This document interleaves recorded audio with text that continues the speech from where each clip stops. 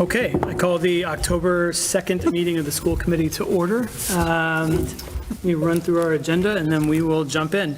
So we'll open tonight with public comment for anything that is not on the agenda tonight. Our focus on excellence, we've got a healthy host of National Merit Scholars here that we can celebrate this evening. We'll take the consent agenda, reports, and then as we move into new business, we're going to introduce our Student Advisory Committee members for the 25-26 school year. Lynna Williams and Principal Callanan are here to talk about the high school counseling annual update. We'll have our 2025 MCAS results presentation. We will audible slightly here from the agenda and discuss the competency determination policy.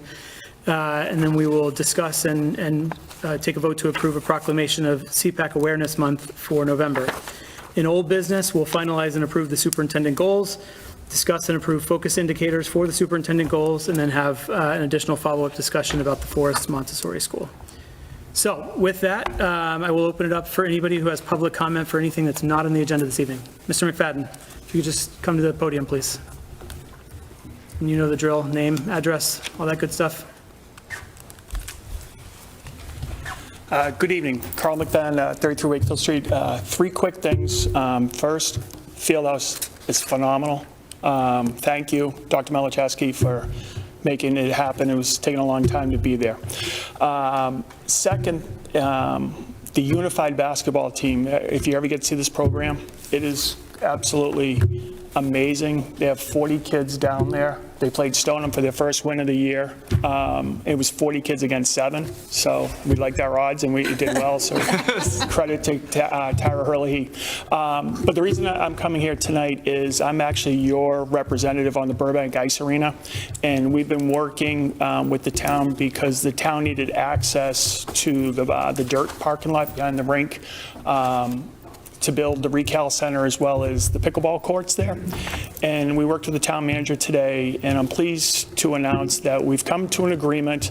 It still needs to be approved by the select board as well as town meeting, hopefully in November, where 50% of the net income after stabilization fund is fulfilled, is going to be earmarked in a stabilization fund, however the technical names of it is going to be going to the unified sports program so that you guys can keep expanding it. I know you're down to middle school, and it'd be great for kids in elementary school to be able to do this. Dr. Malacheski has really been leading the charge on this. Reading certainly has an adaptive sports arena.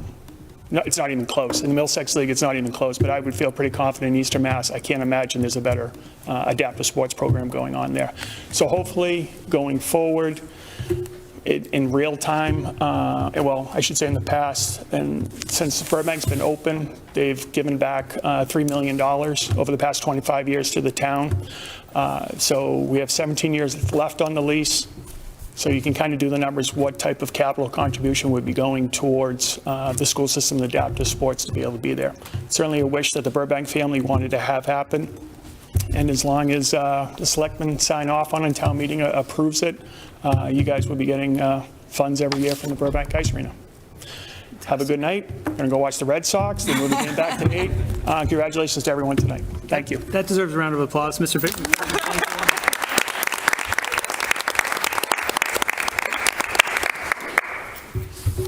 Yep. I'd just like to thank Mr. McFadden, too, for his leadership and the leadership of so many others in advocating for continued funding for the Unified Program. As many in this room know, the Unified Program blew up way quicker than we could have expected because of the leadership of so many, including Tara Hurley, but also because of the interest of our students and of our community.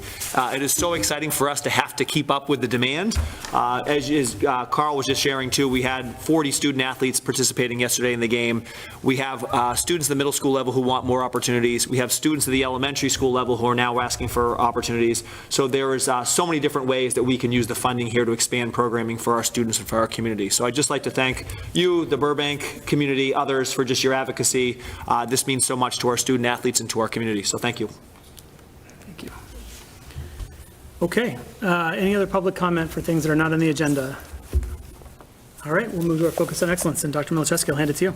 Great. We're going to announce some students, so I think I'll go up with Principal Callanan to the podium.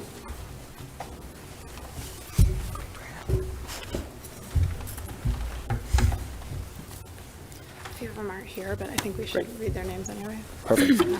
All right, good evening, everyone. It's nice to see you. It's nice to be here and celebrate and recognize what is a tremendous academic accomplishment. So in the room here today, we have many of our 12 National Merit Scholar recipients. So for those of you who are not familiar with the program is intended to recognize academic excellence, more specifically, to recognize students who score the highest PSAT scores from across the country.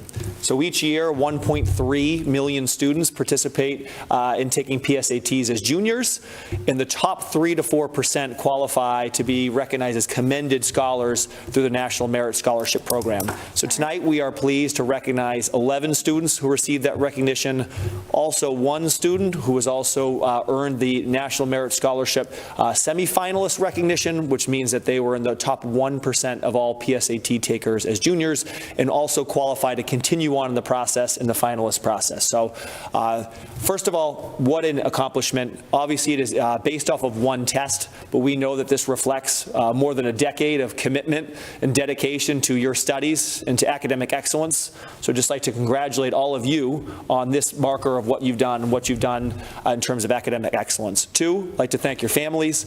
As the families know, this does not happen without your support, without your partnership. Students, please make sure to thank your parents who have been a part of this journey with you and supported all of your academic endeavors. And then three, what a huge honor for our school system as well. I think you can all probably think about so many of the teachers and educators who have played a part in your academic journey. So just many of them who are either watching or will hear about this know we're celebrating you and recognizing you, but also please make sure to reflect on the impact that they had on you and your journey as well. So with that, we have students that we would like to call up today. We have a certificate from the National Merit Scholarship Program. We'd like to give a round of applause one at a time here as well. So Principal Callahan will call the names, and I have their certificates. And there are a few that are not here this evening, but we're going to read their names anyway. Doesn't matter which mic we're using. No. Nope, both. First is Hans Donkers. Hans is not here.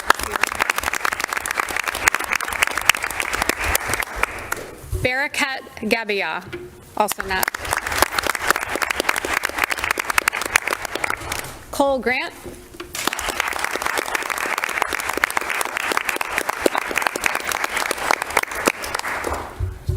Congrats, Cole. Great job. Clara Healy.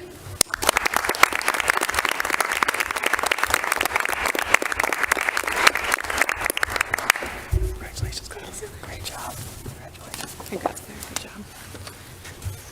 Samuel Hillary.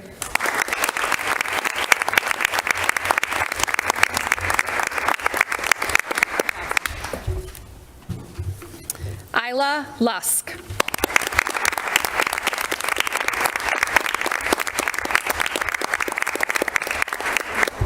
Congrats, Isla. Great job.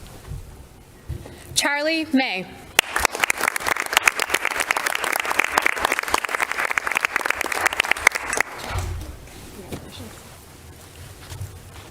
William Merkel.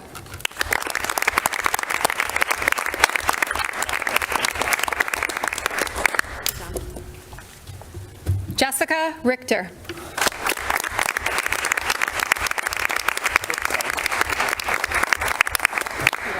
Good job. Jason Walsh.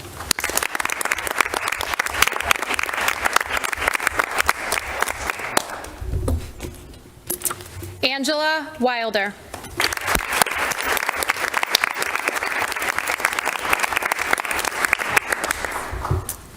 And our semifinalist, who unfortunately is not here this evening, is Indigo Boyko.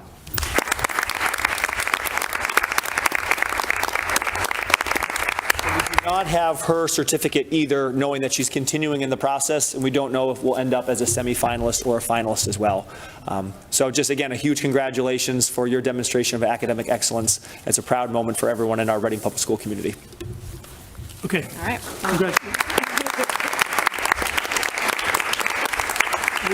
We do have to embarrass you one more time. We always ask our Focus on Excellence winners, to join us at the front for a picture together. So if you could please join us, and then we'll let you go, I promise. Congratulations.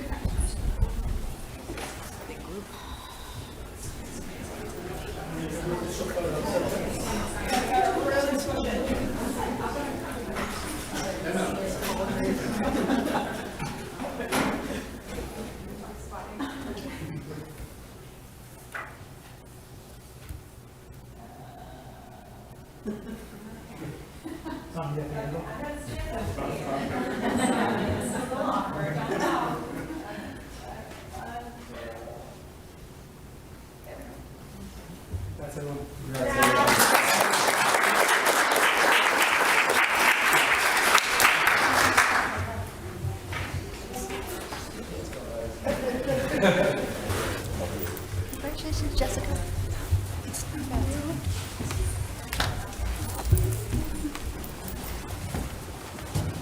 You're fine. You're fine. Run the gamut. Congrats, everyone.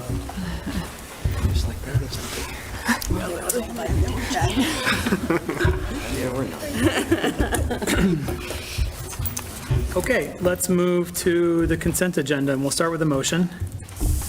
I move to approve the consent agenda Is there a second? Second. with amendment. Yep. Great. Dr. Milczewski, Just if you a want couple of words on the amendment. We are excited that we are potentially going to be in receipt of a large donation from an alumni, and all of the funding would be used to totally revamp our fitness center and our athletic training center. So more information should be coming in the next couple of weeks, and that process would also start over the winter break. So seniors, you would have the chance to be able to access the new space as well, too. So again, more information over the next couple of weeks. There was a chance that that donation was coming through before tonight, so we had it on the agenda, but expect that to be coming very soon. Very exciting to be able to share more soon.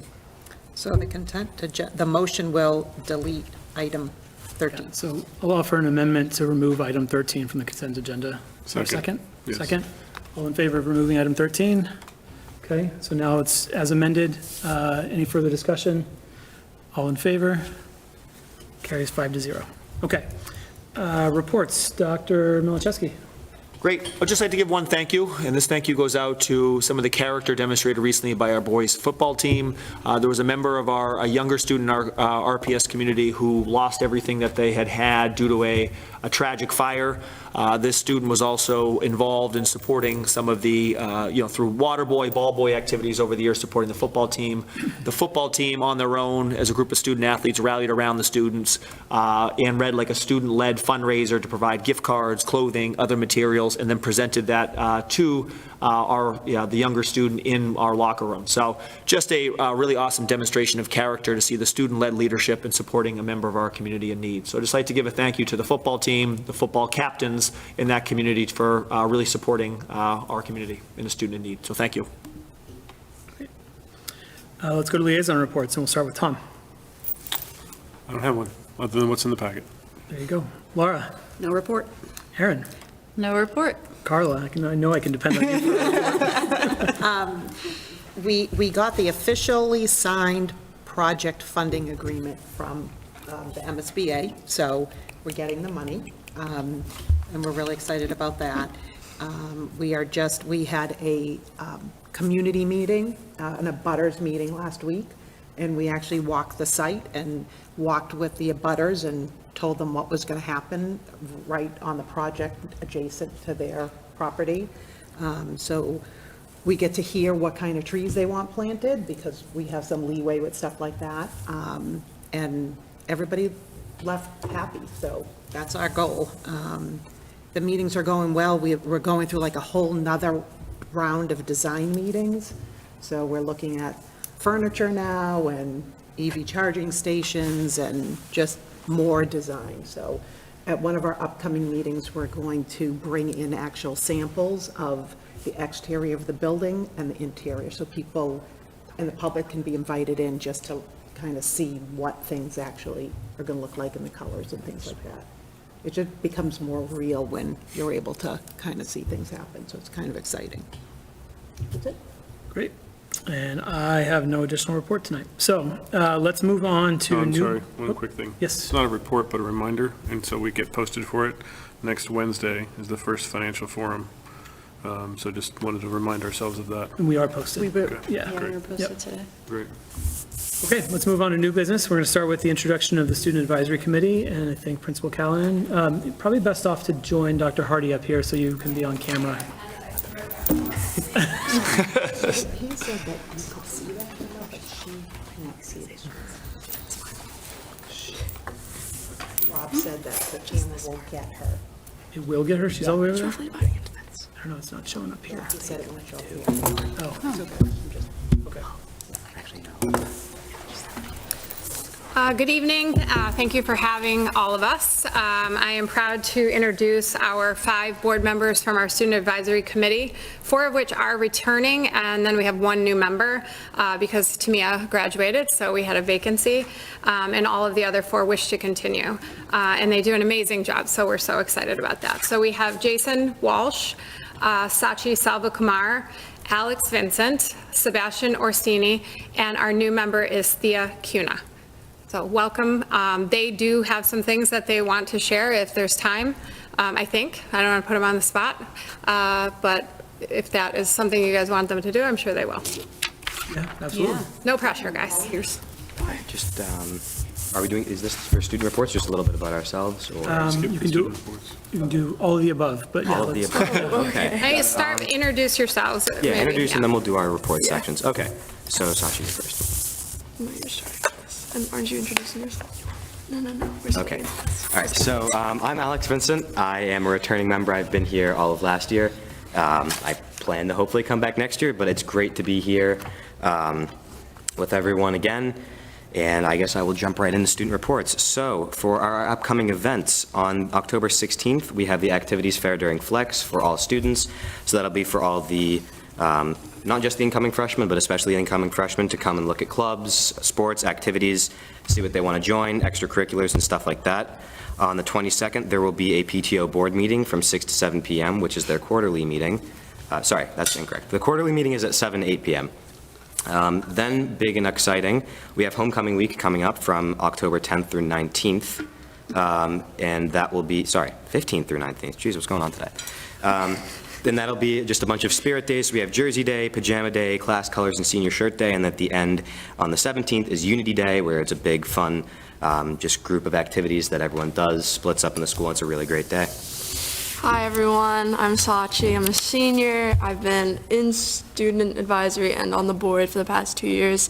Fortunately, I will not be continuing next year because I will be graduating.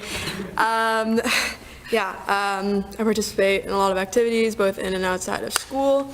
And I currently run, and I've founded quite a few clubs. So next up on the student reports is the Walk It Like You Rock It 5K on the 18th of October. It's an 8:30 a.m. fun run and a 9 a.m. 5K. So fun. On October 18th, we have homecoming. And then on the 19th is Sunday Night Lights. And then for school counseling events, on the 7th of October is Freshman Guidance Parent Night from 6:30 p.m. at 6:30 p.m. in the PAC. On the 8th of October is Financial Aid Night at 6:30, also in the PAC. And then on the 22nd of October are the PSATs during the school day. I don't have to take them. You can go ahead, Thea. Awesome. My name is Thea Cuna. I'm a junior. I'm the newest member. Hooray. I'm a member of the Drama Club, the Mock Trial Club. I am a registered peer mediator, all that good stuff. So we have some accomplishments from the Student Advisory Committee from last year, which I wasn't here, for making RMHS more welcoming and functional for students. And I'll list some of these right here. Addition of trash cans and recycling bins in the CAF and on Main Street, which is very great. Advocated for additional water bottle filling stations around the school, and one was added as a result of PTO funding, and another one is being added this year also. And we worked with the PTO to get new tables on Main Street for students to use with charging stations embedded inside. So it's very great. Hi, I'm Jason Walsh. I'm returning. This is my 3rd year on the advisory committee and my 2nd year as a board member. About me, I am the new senior class president, so I'm very excited to share a lot of our fun events that we're planning, especially homecoming week, all the pep rally information. I know all that stuff going on, so very excited to share that. As I've shared in the past, I'm very involved in the arts, in the drama club and the choir. And I love to talk about all the successes of the arts at these meetings, so very good to be back. I'll continue with some of our accomplishments from last year. We did a lot of work with updating the bathrooms in the school, both fulfilling work orders and improving the maintenance of the bathrooms, as well as creating gender-inclusive signage for bathrooms in the drama suite and the main office and on the 4th floor. We also unlocked some new bathrooms for students to use during the day, just to allow more accessibility throughout the school. Pass it on. Okay, so my name's Sebastian Orsini. This is going to be my second year on the Student Advisory Committee. A little bit about me. I play soccer here for the varsity team. I'm on the science team, the Spanish club, and with Jason, I'm in the choir as well. So, yeah. Some stuff that we also worked on is we emphasized the importance of the Remind app for communication, and as a result, we actually renewed it this year. So that's a new way that teachers, or not new, but we can teachers can communicate with students again to help, and that was really helpful, at least in my freshman year. We also met with the food services director and provided input about wanting earth-friendly packaging and new meal options. We also participated in the Reading Youth listening sessions in 2024-25, and we will participate in the upcoming Leadership Cafe on November 5th as a follow-up to listening sessions to hear about mini grants available for student projects. So last year, I know we also advocated for the addition of new AP classes and dual enrollment classes for sophomores, which we did get, and that's really great. I've heard good things from sophomores about like the opening of psychology, think micro and macroeconomics. AP Gov. So AP Gov as well, yeah. So I've heard a lot of good things. They're happy and excited about that. So yeah.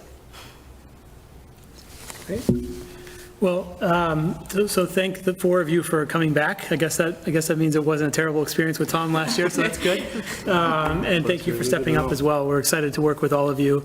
We'll work with Principal Callan. I forgot where you are. I'm here, yeah. We'll work with Principal Callan to get some regular meetings set up and sort of figure out what things you want to bring forward this year to keep that momentum going. So thank you all for your leadership. We really appreciate it.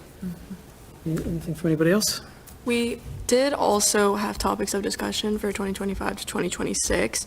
Let's do it. Some of them were the Wi-Fi infrastructure is still a very big problem, I think, for a lot of us.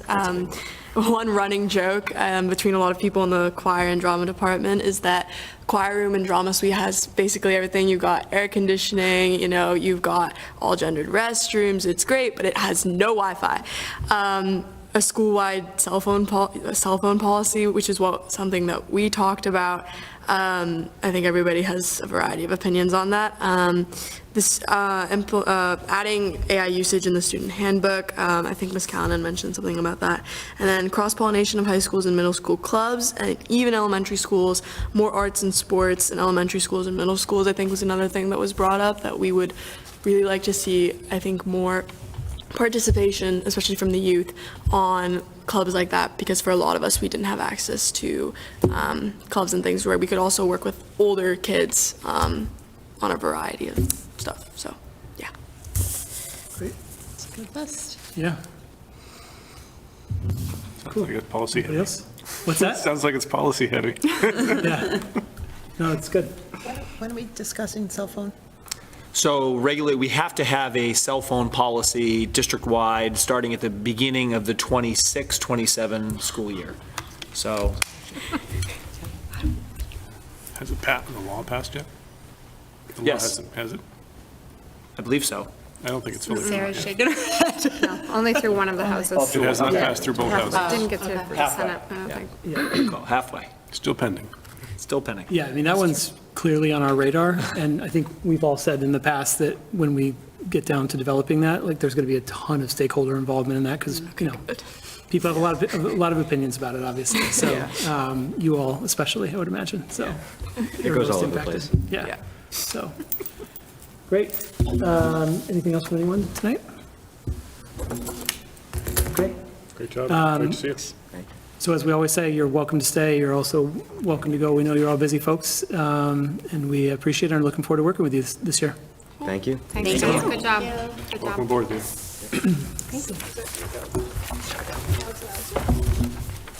Okay, are we ready for the high school counseling update? Am I sharing materials? Can I sit Yes, if you together don't at that mind. table? Yep. Yeah. Does that work? I think so. Or we go over there? Yeah. Where do we go?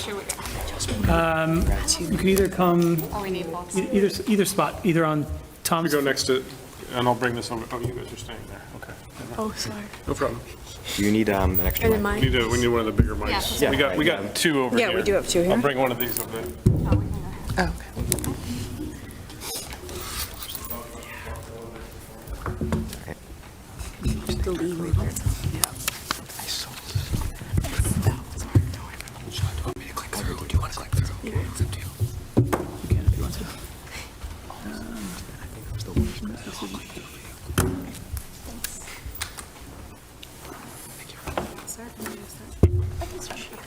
Is it okay for me to start?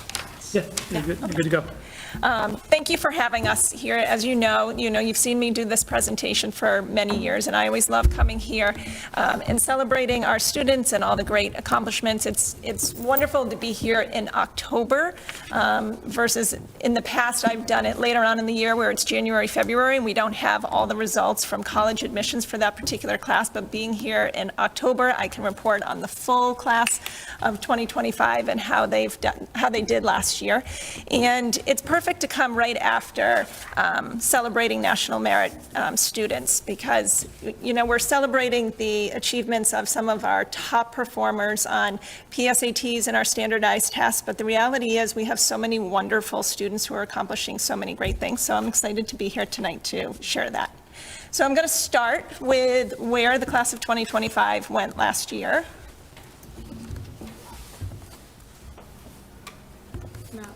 Slide 2. Slide 2. Up one more. There we go. So this is overall post-secondary plans. So 84% of the class of 2025 went on to a 4-year school, which is consistent from the last few years, and then 5% went to a 2-year school. So that's a slight increase, not a surprise when Massachusetts went to community colleges being free for students, which is a wonderful benefit. So there were definitely more students who were talking about that possibility. So as long as you are a Massachusetts resident, have a high school diploma, and attending full-time, you can go there for free. And then many students were choosing to do that for 2 years, and then with the goal of transitioning to a 4-year school. So it's a wonderful way to save money. 1% attended prep or technical schools, and then 10% are employed and other. And that's a range of, we had a few students join the military as well as doing gap year programs, but a high percentage of those students were going off and working. And I just want to say, I'm really proud of where we've come. A few years ago, we really made a push to celebrate all students and their interest in having students feel good about what they're doing. And so in our developmental guidance and our guidance seminars, we're really talking about students pursuing their interest and what are their passions and what are the things that are important to them. And I think this number is just showing that kids are feeling more comfortable about talking about all the different options. So I'm pleased that every student who graduated last year could confidently, when they were crossing the stage and meeting with us, could say, this is what I'm doing and I feel good about it. So. Out of the 89% that went on to college, they attended colleges in 26 different states, as well as 2 countries, Netherlands and Canada. But you'll see later on, admissions-wise, they were accepted to schools all over. 50% attended private schools throughout the country. 78% stayed in New England. Not really a surprise. I've been doing this for a really long time. Juniors always start off saying that they're going to go far away, and then when time comes for them to make a decision, they stay closer to home. We have so many wonderful colleges in New England, so it's not really a surprise. Of the class, 51% stayed in Massachusetts, and of that percentage, 41% attended a Massachusetts state public college or university. So here, the next few slides are all of the college acceptances for the entire class. And I just want to highlight a few things from some of our most competitive schools in the country, from Harvard to Dartmouth. There's UVA, UNC Chapel Hill, University of Chicago, Amherst College. We have students getting in all over, some of our most competitive colleges, so it's really impressive. But one of the things that we noticed last year, compared to past years, the students in the middle of the class did exceptionally well. And they were every year we always share, like you should have a few schools that are reach schools, the bulk of them right in that middle ground, and then likely schools. But those reach schools, students were getting in all over the place. And there were times where I thought, and many of the counselors thought these were clear reaches, and then they're coming back and saying that they got accepted. So overall, we were very pleased with all the different colleges that students got accepted to. In addition to that, I just want to highlight, we had more students interested in HBCU colleges. Over the last few years, we've definitely advertised those more, provided opportunities for them to go to the HBCU college fair. So we did have a student last year. We had a few students interested in them, get accepted, and one attended. And then in addition to that, students getting accepted to some of the top engineering, business, nursing programs throughout the country. So definitely a class worth celebrating. And then we're going to talk a little bit about our scores. Yeah. So we want to highlight and also celebrate the advanced placement scores from last year. And I've had some consternation about this chart, but I'll explain it thoroughly. And so the positive takeaway for me here is that we have more students taking AP classes and AP exams. And when we're doing that, we're also seeing the scores of those students continue to increase.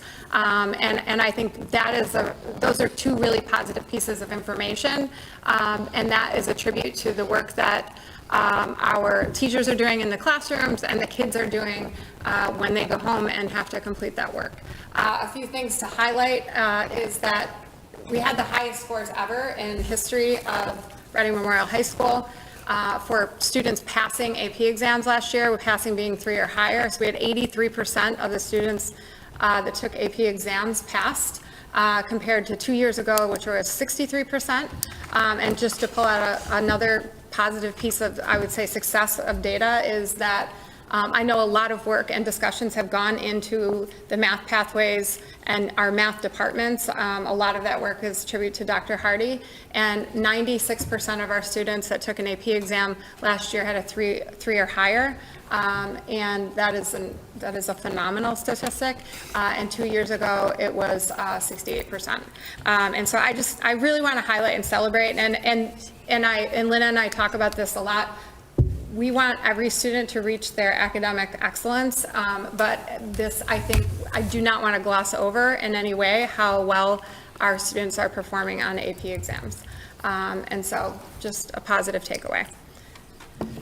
One thing I just want to add about AP exams for those that are watching at home and may not realize that there are benefits not only in the college admissions process. If you do well on the exam, you can send the scores and stuff, but there's a benefit when you attend school. So some of our students don't necessarily understand that piece of it. We have a student last year, I think 2 students that graduated last year and reported that when they got to college, they were surprised because of all the AP credits that they got. They could graduate college in 3 years. Now, whether they choose to do that or not, that is their choice. They could also use that as an opportunity to double major or save themselves a lot of money. So there are benefits. And for students who don't necessarily want to use it for credits in college, there's also a benefit to taking them, having the experience. We have students who are challenging themselves in AP classes and working really hard, but maybe they're not getting the scores that they necessarily would want to or need to get credit at the college. But when they go to college and they take those courses again, they're doing well in those classes. So there are benefits to taking the AP classes. I do want to emphasize that there's some people who feel like you can't get into college if you don't take an AP class. And I just want to emphasize that there are 4,000 colleges out there. There's a college out there for everyone. And we want students challenging themselves, and that may be AP classes, but it may be honors and it may be college prep. Everybody has a different level of what they can handle. And that's part of our job as school counselors, is just making sure that students are challenging themselves but not overdoing it. One other thing I'd just like to note too, you see the orange line, I don't think we hit on there too, is the exams 4+. Oh, yeah. Some encouraging data, and you may ask, why is that important? Some colleges are only accepting 4s and 5s, sort of for credit too, so that's a data point that's really interesting to us. Not only are more kids getting 4s and 5s, but the percentage of kids past, getting a 4 or 5 is higher too. So for example, I have in front of me, in 2023, 40% of all exams were a 4 or 5. Compared to this last year was 61%. So we've seen some consistent growth in our 4+, which I think is really important to continue to push kids to be able to score in that top echelon of scores as well. You explain the next slide. What's- So that was the one. Sorry, Jess. No, it's fine. I stole Jess's headline. Quite all right. You can do the whole thing. So yes, that's what the emphasis was of with this slide of delineating the 3 or higher or 4 or higher, and that 50% of our 11th and 12th grade students are attempting at least one AP course, which is also a very positive statistic. And next year, I hope to add in our 10th graders as well, now that we extended as many courses as we could down to the 10th graders. You can go, yeah, okay, sorry. I just want to highlight the math pathway, and that there have been many changes to the math programming, a lot of discussions about how to improve and push our students to support all students along the way in their journey with math literacy, but also to provide areas of acceleration where students have that capacity to accelerate. And I think that one of those things that we did was we added in AP Pre-Calc.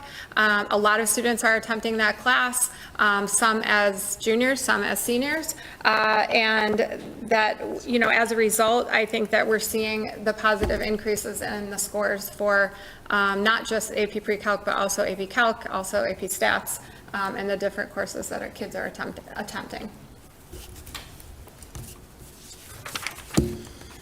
I think that this is a very important slide because I quickly did the math, and last year in 2025, we had 116 students recognized as AP scholars of some level, and that is the most in the last 5 years. In 2021, it was 50 students, and last year it was 116.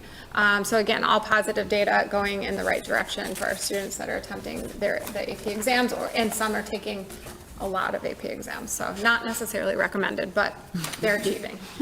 This slide to me is incredible. I was looking at this one earlier. This means it's not just the top echelon of students. This is like 45% of the class was at least an AP scholar, which is really impressive. Yes, Well, and it is does over account their for 11th course. graders too. There are 11th graders. In the Oh, there's 11th graders in there. It's still very impressive. Yeah, you're right. It's all 4 years in high school, but, Yeah, you're right. yes, agreed. We can go. There aren't many, but there are some 11th graders in that list. What'd you say? I said there aren't many, but there are some 11th graders in that list. Oh, yes, yeah. So I just want to highlight too that, our student advisory committee did mention this, but these are the dual enrollment courses that are up and running this year. These are all through UMass Lowell. They're all semester-based, and a lot of students are attempting these dual enrollment classes as maybe an alternative, either an area of interest or an alternative to AP. All of them are set up where there is a professor from UMass Lowell that is either teaching in person or virtually alongside one of our teachers. What I love about this is that kids can pursue different areas of interest, but also that we're able to provide accommodations for students that have IEPs or 504s. If they were on campus at UMass Lowell, they'd have to go through the Office of Accessibility, and they may get the services and support that they needed, but we're able to do that in-house, which I think is really important to open access to students for these courses. And I just wanted to highlight the 3 new AP courses that we've started in the last couple of years. And then do you want to speak about the importance of the social emotional balance? Yeah, I talked about it a little bit just in the previous slide. I kind of jumped ahead. But I just think it is really important for students to pursue their interests, to make sure that they are taking challenging classes, but also making sure that they have time to have fun with their friends, eat meals with their families, sleep, just exercise, just enjoy life. And because it's not, you can take a ton of AP classes and all these extra classes that we have, which is really wonderful. But if it's taking a toll on your personal life, then that's when I get a little bit worried. And so that's something that the counseling department is just making sure that students are being healthy. So this slide is to show our SAT scores over the past 5 years. Yes, 5 years. And then the numbers in parentheses are the Massachusetts state mean. We do acknowledge that the scores have dropped slightly.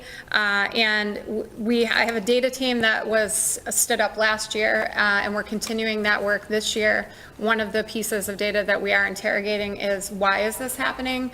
I have several theories, none of which are proven. One of the things that we did 2 years ago was we pulled the PSATs into the school day. Tom, can you just flip to the next slide and then we come back to this one? So you can see 2 years ago, the number of students taking PSATs doubled, and that is because we emphasized 10th graders also taking the PSATs. And so the national merit year is 11th grade here, and so one of the things that could be happening is that students are taking PSATs in 10th grade and then jumping right into the SATs in 11th grade.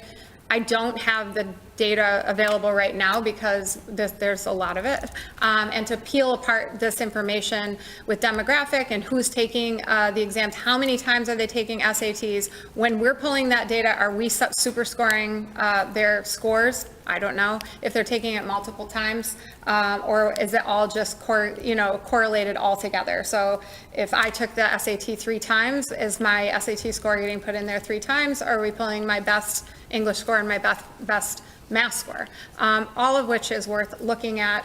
Obviously, we think that this is very important. It is another measure, and more students take SATs than an AP, for example.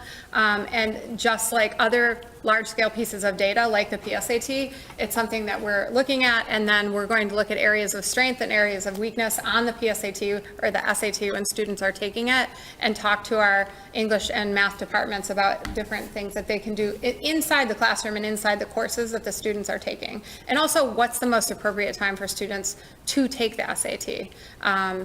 I feel like it's after they complete Algebra 2 in terms of math, but that may not be the same year that it's the best time for them to take it with English. Another thing that happened last year is the SAT went all electronic, which is really fun for Lena when she's running the SATs, but we've got it. And it also turned into an intuitive test. So if you've ever taken the GRE, as you answer, it gets harder or easier based upon if you're answering it correctly or incorrectly. So sometimes if you feel like you're whizzing through the test, that means that you're getting a lot of things wrong. Not always, but it can mean that. So there's a lot of pieces of data for us to look at. A positive piece could be that more students are taking the PSAT and then they are jumping into the SAT earlier. But just like Lena brought up about thinking about students' social emotional balance, is we want to make sure that they're putting themselves in the best foot forward and taking these tests when it's the most poignant and meaningful for them in their academic career. The SATs are important to me, and I'm glad that being part of the data team that we are looking at this. Although that there are over 1,800 colleges that are test optional.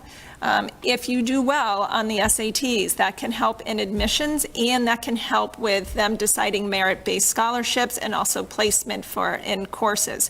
So while there's a benefit to test optional, there's also a benefit to taking it. So what I would like to see is us focus on the SATs, how can we improve the scores for more students, and give them the option whether they submit or they don't submit. One of the things that we've seen with colleges now, because of test optional, is some of their averages at the college level are skewed because the students are only choosing to submit if they have really high scores. There's a benefit from the college business aspect of the things in their rating. So that definitely makes it more challenging for students who are applying to see be like, well, where do I fall? Should I send? Should I not send? Am I really not celebrating the fact that I got a 760 on the math, and so it's work that we're doing with the counseling department, but I'm excited that the data team is looking at this more closely. I also wonder, because it's test optional, if we have more students in that middle range of the class only taking it once and choosing not to take it twice or 3 times, whereas in past years that was kind of a given. Most students took the SATs at least twice. I can say that I'm hearing a lot more students say, the schools I'm applying to test optional, I'm not worried about it. Like, why stress out over the SATs? And while I love that mentality, because I don't think that necessarily, like, one test defines who you are as an academic student, that could be playing a factor into it. So we're going to look more closely at all of that information. And I think looking at accessible test prep, so if you take the PSAT, there is a free test prep linked to your College Board account that you can work on. It does take persistence for the student to do a little bit of that before they're taking the SAT, but it's geared towards how they did on the PSAT. It's their own test prep. And so not a lot of SAT prep programs they are expensive. And so I think things like Khan Academy or different options like that are free and accessible to everyone are a better option, as well as talking to our teachers about areas that we could cover better or maybe more in depth in math and English courses. I want to share one thought on that too, is someone at home may be wondering, well, the story around AP data is really, really positive. Yet I see a slide here that shows decline of the last 5 years at the same time in ELA and math. So it's like an interesting, divide there. Our thoughts, the team, again, the data team is diving deeper into that, but a couple quick thoughts. One is there are, as you can imagine for folks at home, different groups of students who are taking AP classes and taking SATs. More students are taking the SAT, right? Now, there are obviously implications for us to think about what does this mean for us for what core instruction looks like, teaching and learning in all of our classes. What does curriculum look like? What do our assessments look like? All the things that we look at when we look at sort of what's happening around academic outcomes are certainly at play here too. So I think our team is committed to making sure that these scores trend in the right direction. I think we have a lot of different theories on sort of what could be going on. I know I've heard from some people in the community, does it have to do with leveling, de-leveling classes? Do we need another level? I don't know. These are all things that we're trying to figure out. What are the root causes of this decline the last at least 5 years? And then what are some of the best action strategies to move forward to? But certainly want the committee to know that this is something we take very seriously and we want these scores to be going in the other direction. Yes, and we always want to be the best, but it also correlates with the scores across the state, pretty much. And in the last couple, it was a weird time after the pandemic where college was like, we don't care about SATs anymore, and now they're like, now we do care about them again. So I think we're just trying to figure out what that world looks like for our kids and give them the best advice about whether or not they use the SATs that they take or they don't use them for the colleges they're applying to. So, Ms. Callahan, thank you for that, especially the fact that you outlined that the data may not be just the graduate of this year, right?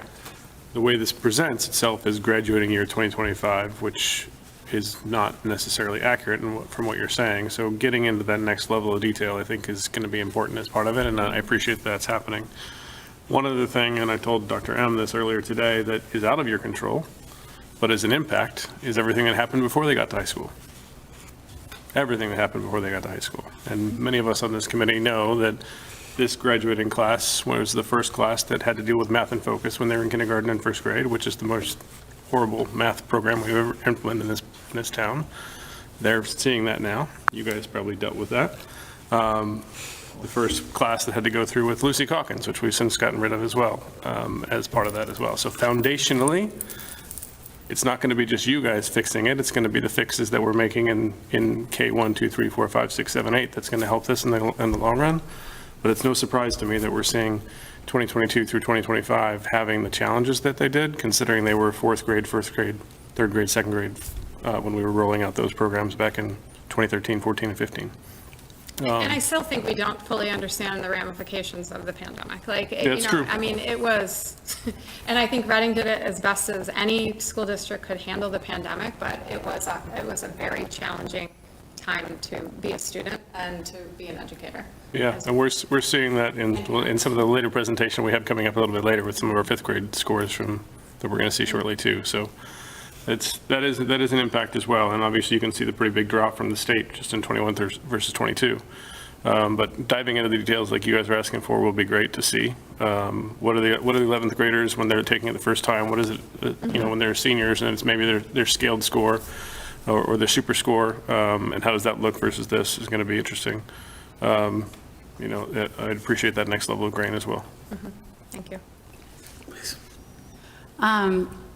So I really appreciate everything that you're sharing here. Let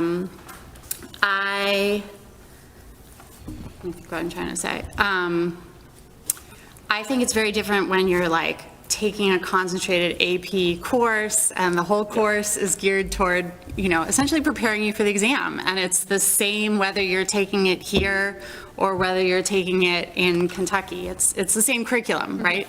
Versus the SAT is so much broader, and it's meant to be accumulated knowledge from years of high school English and math. So, but I agree with Lynn, you made the point. I think it does matter. I think more colleges are starting to go back to it. I've read really mixed things on how they interpret you not submitting scores. I think, there's a lot of different opinions on that. But the merit scholarship is a huge one because financial aid has such a low threshold for families. So merit scholarship can be a make or break decision for students to go to certain schools. So I love the idea of looking more at what can be incorporated into the classroom. And, I think part of that will be the importance of it being consistent. So, I've heard of some English teachers that are incorporating vocabulary sophomore year, and I've heard that some that aren't. So something like that, because half that vocabulary people are only learning because they're studying for the SATs, right? Like they're not It really. has changed a lot since It's not in everyday use. It's not, in all the books. So, and your point, it's so expensive to hire professional help, but there's incredible resources out there. I know Khan Academy will literally look at your PSAT scores and then gear mini workshops for students, and it's completely free, but so many people just don't know it exists, and maybe need some guidance on getting going on that. So I think there's a lot of ways that students can be supported without completely revamping curriculum, without really changing the way we do things, but just putting a little bit more of an emphasis on it. Yeah, please. Thank you for the presentation. Lenny, you mentioned that for this graduating class, that a lot of them, their reach schools they got into. Do you have any guesses as to why that happened? Did that have anything to do? And then my second question is, did that class submit more, did the majority of that class submit SAT scores? Because I know that pushes. I don't think the majority of them submitted SAT scores. I don't have that off the top of my head. SCORE just started tracking that, where students last year had to put if they were choosing test optional or not, so I can always go back and get that data. I'll be honest with you, Carla, I don't know the answer of why they were doing so well. They're awesome students, I don't know. Because it can be the flip side too. You should have gotten into that school. Yes, yeah. You didn't, so, it's interesting, right? You just don't know. There were definitely students that I will never tell a student that they're not going to get into school. So any parent who hears that Mrs. Williams said that, that is definitely not the case. That's not my strategy. But in my head, I might think that is definitely a reach. Let's make sure that we have other schools in place. And then there were students coming back, like, Mrs. Williams, I got accepted. And I'm like so excited for them, but I'm like, what is the change in college admissions, here? So it could be they're just doing a really thorough job with their applications, great letters of recommendation, they're not submitting test scores. There's a whole variety of different things. Well, and I think too, like you've mentioned to me, Lena, that there is the SCORE, which is a system that we use, has this scatter plot system, so kids can visually see kind of where they fall and like what schools are in their wheelhouse. I'm not describing it as well as Lena could. I also think that Lena writes a very strong school profile, which goes out to all of the colleges, and we have a strong school profile. But what she's submitting also reflects the strength of our school, and that helps kids get in. If you're from a school with a good reputation, and a lot of these schools have, correct me if I'm wrong, but they'll have the same reader of applications from the kids from Reading every single year. And so I think you work hard to try to build relationships with those people and ask them frank questions about why a student got in or didn't get in and things like that, so that we can be more informed. And they do an amazing job, from year to year. Like, I don't think we highlighted it, but on the first slide of the college acceptances, there were almost 1,600 applications submitted last year, almost 1,100 acceptances. In SCORE to 221 colleges. That's a lot for a class of it was less than 300 kids.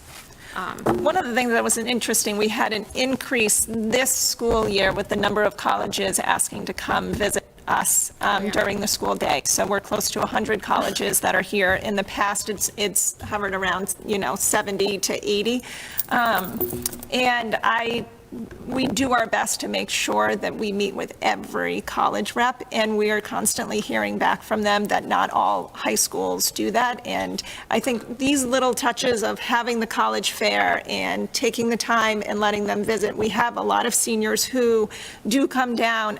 There are other schools who do it only after school or during flex and stuff, and the colleges are not getting the same number of students that they're seeing here. So there's all these little things that could play a factor into it. I don't know, but we're going to keep doing what we're doing because it's working. It's working so far. Yeah. Thank you.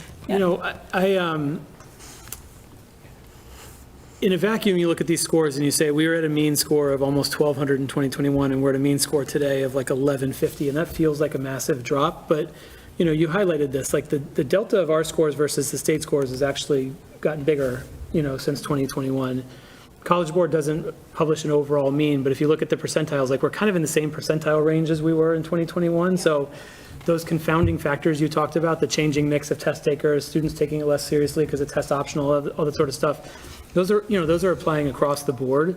So my takeaway is this isn't really reflecting, anything that would suggest a reduction in our competitiveness, in the SAT process, I suppose. So I think everything everybody said and focusing on it and finding ways to do it in the school day to support families who can't afford the private options and that kind of thing makes, those things all make a ton of sense. But this isn't like as much as in a vacuum, it looks like this massive drop. Like, this is not a disaster story in the context of what's happening with the SAT broadly, right? So I'm not. And I think Massachusetts scores tend to be higher than a lot of other states. Right. So that's why I think Lena uses Massachusetts and not national. Well, the College Board doesn't publish the national means, as far as I know. I think they publish percentile bands annually, but they won't tell you, the mean was, whatever, 564. And you have to dig for the Massachusetts. Yeah. It's Yeah. not easy to find. Yeah. Hi. I just want to give like a student perspective on what Ms. Gaffin was saying earlier. So between last year and this year, I would have taken like 10 APs, hopefully if I do all these APs, and I would have taken the SAT twice and I would have super scored. I do want to add that like exactly what you were saying, our AP classes are specifically geared to teaching us to do well on the test. It's not like we have an SAT class unless you go online. Like I know my parents very kindly paid for a very expensive SAT prep course for me to take. But a lot of people don't have that option. But one thing I do want to say is that like the last time I learned grammatical like syntax and like where commas go was 6th grade, right before COVID. And entering into the 7th, 8th math program was the beginning of COVID for everyone in my grade. And I think the year after, your year. So I think that may have also had a huge impact on SAT scores, but I do also want to emphasize the fact that like a lot of what we're learning now in the curriculum isn't exactly super helpful to doing well on the SAT, specifically what the SAT asks of you. And I agree with what Ms. Callanan said about taking the SAT after honors algebra 2, or just algebra 2 in general, because that's kind of where the threshold of like what they put on the math aspect of the SAT like stops. So instead of like, because I took AP Pre-Calc last year as a junior, I was already well into my AP Pre-Calc when I took the SAT, and it was definitely a little harder for me to like, because I'd have to recall that knowledge from algebra 2. And just my algebra foundations in general were really shaky because of the fact that 7th, 8th math, which is basically pre-algebra, was taught to me during COVID-19, and I was fully remote. So that was taught to me online, and at the time, teachers were definitely struggling with finding stuff for us to do or working with us to better our grades. So that was kind of just student perspective I wanted to add. Super scoring is when they take the highest score on math and the highest score on writing or on English. Are we, do we ever advise students to take it earlier just to max out their math score post algebra 2? Is that a strategy we've thought about? So It depends when they take algebra 2 Yeah. also. Like some students take it as a junior. Yeah. Some take it as sophomores.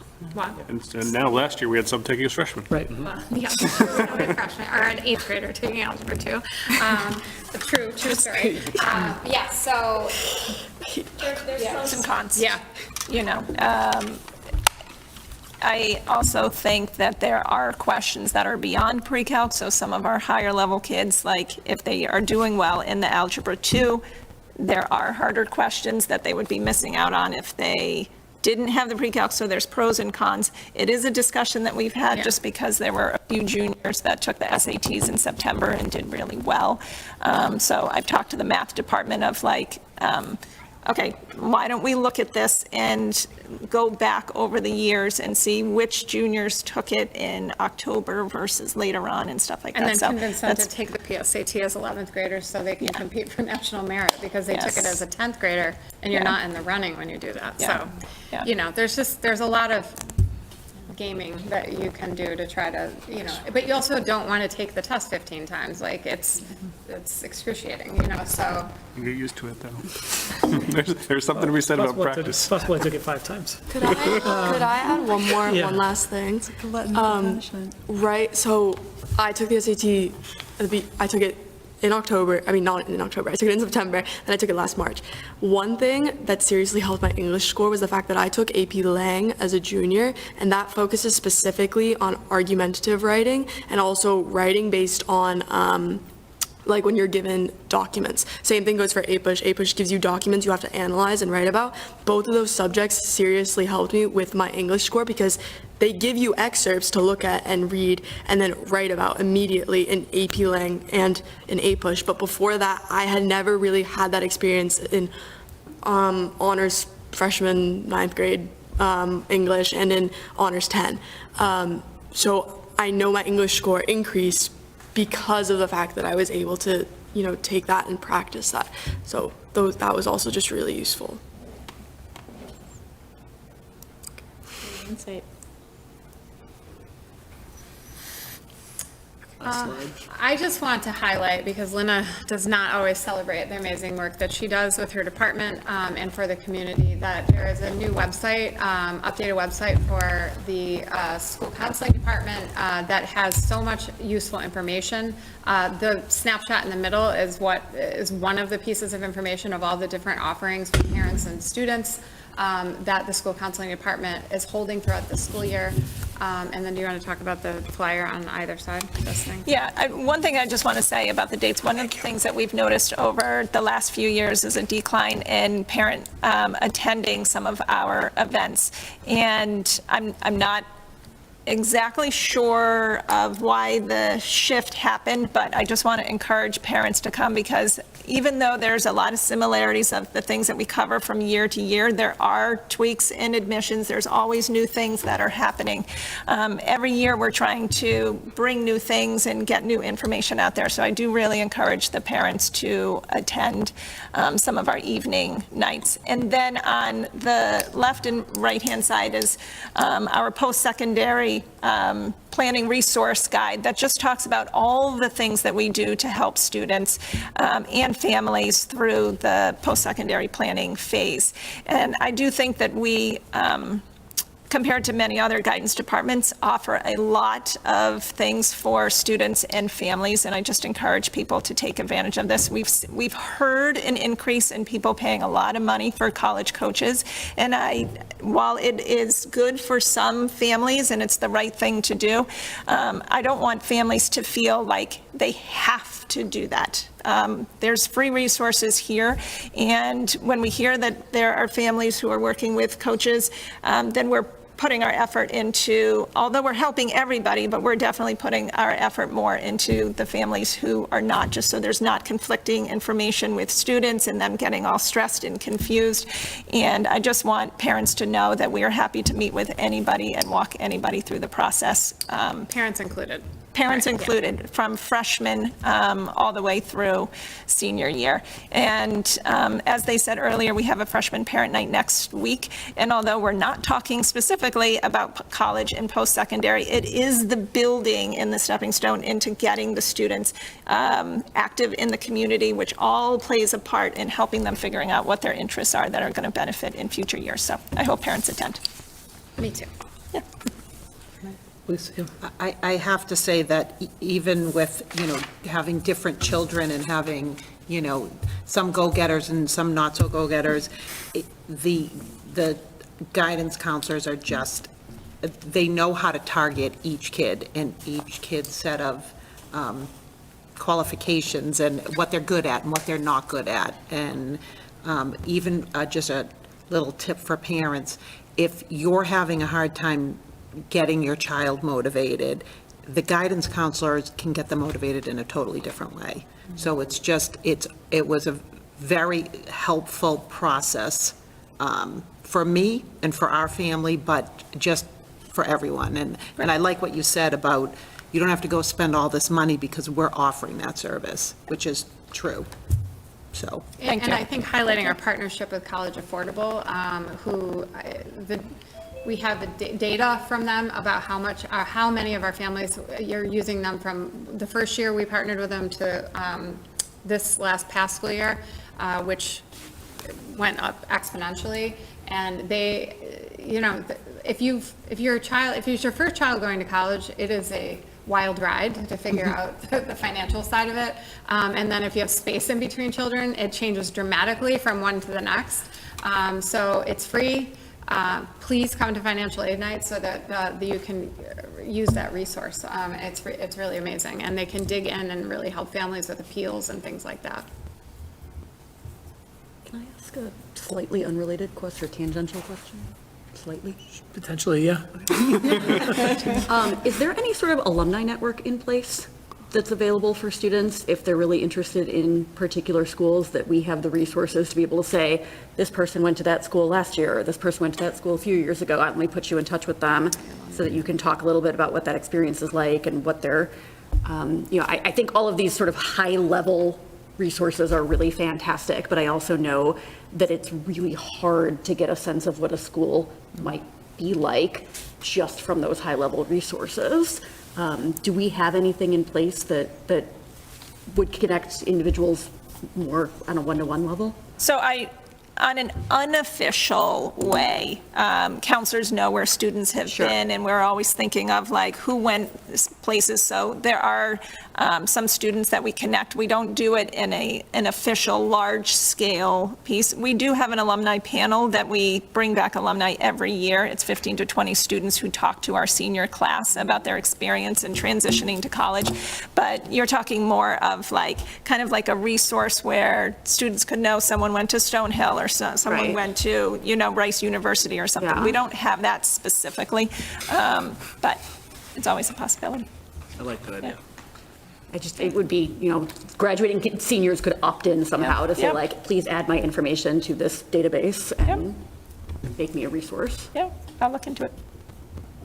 Some students will do that on their own. Yeah. Yeah, Yeah. so they do Who's- kind of know who Yeah. goes where. That's why all of a sudden kids are like, I'm going down south. And I'm like, okay. And then they come back sometimes, but. All right. Awesome, thank you very much. Oh, Dr. Corum, sorry. You got the rice call out. Jeffrey Carmridge Road. Wouldn't be a school committee meeting if I didn't say something, right? I thank you for the presentation, very interesting information. One question, I see all these new AP classes, and I just wonder a little bit, is that making your job a lot harder as, when you go to build that schedule for that everyone wants to get into all of the different AP classes, and then also that, with some of the colleges say, hey, I see you took honors English, that's great, but hey, there was an AP class that you didn't take. Is that then a disadvantage to our kids that there are so many of them and they can't do every single one of them, but, and maybe, so anyway, is this making things difficult, and how are you able to mitigate that difficulty? Well, the schedule is a giant puzzle, which I actually like working on, and Lynn and I do work with that, but Chuck Strout really puts the whole masterpiece together. I will say, just give a isolated example. Last year, we had so many students that wanted to take AP Psych that we could have run 5 sections, but you don't always have the staffing to do that, so we made the decision to honor that and give the seniors, we put them in AP Psych, which I think gave us 2 or 3 sections, and we told the juniors, sorry, you gotta wait till next year. And those decisions, we sit down with each department head and go through, based upon the student requests, what makes the most sense for courses that we want to run and can run with the staffing that we have. And, sometimes we have to run courses concurrently. That happens a lot in the language department. And I think that, we try to push students to take the most rigorous schedule that they can. And then that should result in the strongest GPA. But also, this counselors do an amazing job because they know their students so well starting from freshman year, because they have so much face time with them, one-on-one, but also in those flex blocks that they meet with each class throughout the school year, and they meet with the kids on their caseload throughout the school year. So by the time the kids are seniors, they just have a really close relationship with their students.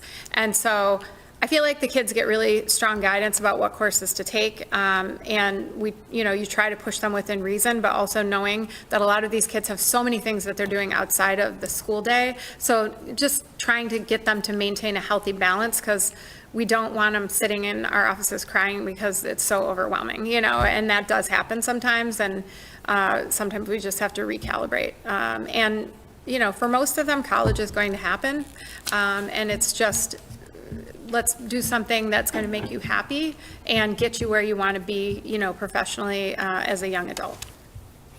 And, just to go to your question, Jeffrey, I think that there are some singleton AP courses, so it does make it a little bit challenging when we can only offer it certain times. But I think this comes to helping the students figure out what is the most important, and they have to make choices. You can't have, 7 AP courses every year, and colleges also are not expecting that. And if there's a course that, that would really benefit them from their major, we're helping them figure that piece out to make sure they're getting into those courses that are really important. But if there's something that truly just is not going to fit, we can address that in our letters of recommendation too, so.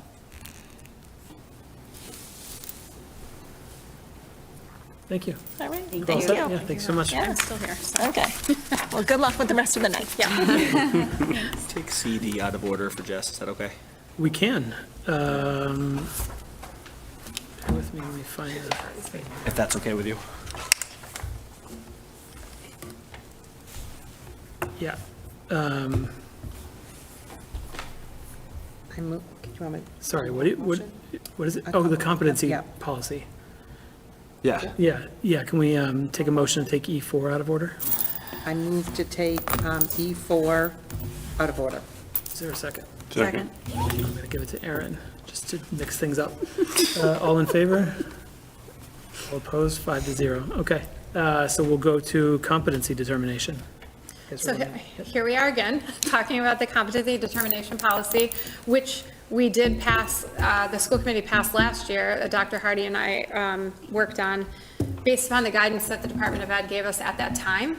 Over the summer, the Department of Ed gave us new guidance, and then a deadline of the middle of the school year, I think it's in January, early January, that we have to submit an updated competency determination so all I'm going to do is quickly highlight what the differences are, and then everything else that's in there, I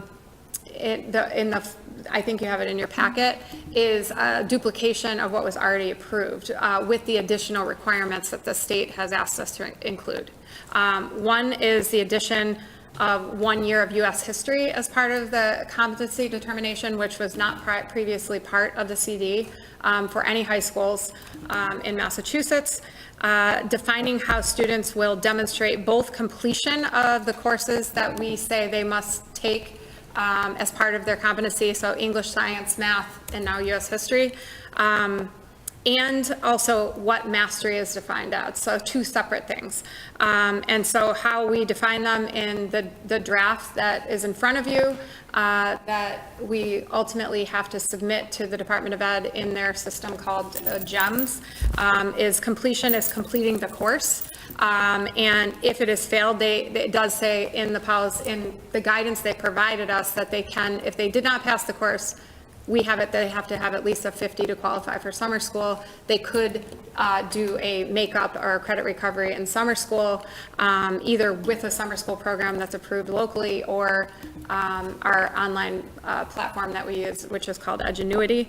And they need to earn a 60% or higher, which is our passing for courses per our grading policy that's already published in the student handbook. And then mastery. So mastery is, I am defining it as, and Dr. Hardy and I discussed this as in or, right? So some courses have final exams, some courses have final projects, some courses have capstones. So now we're talking about 9th and 10th grade English, algebra and geometry, at least biology, chemistry, or physics, and now U.S. history. So there's a lot more courses that we're talking about. So that mastery would be also passing with a 60% or higher, or passing a final exam or assessment, or passing a capstone or a final portfolio project.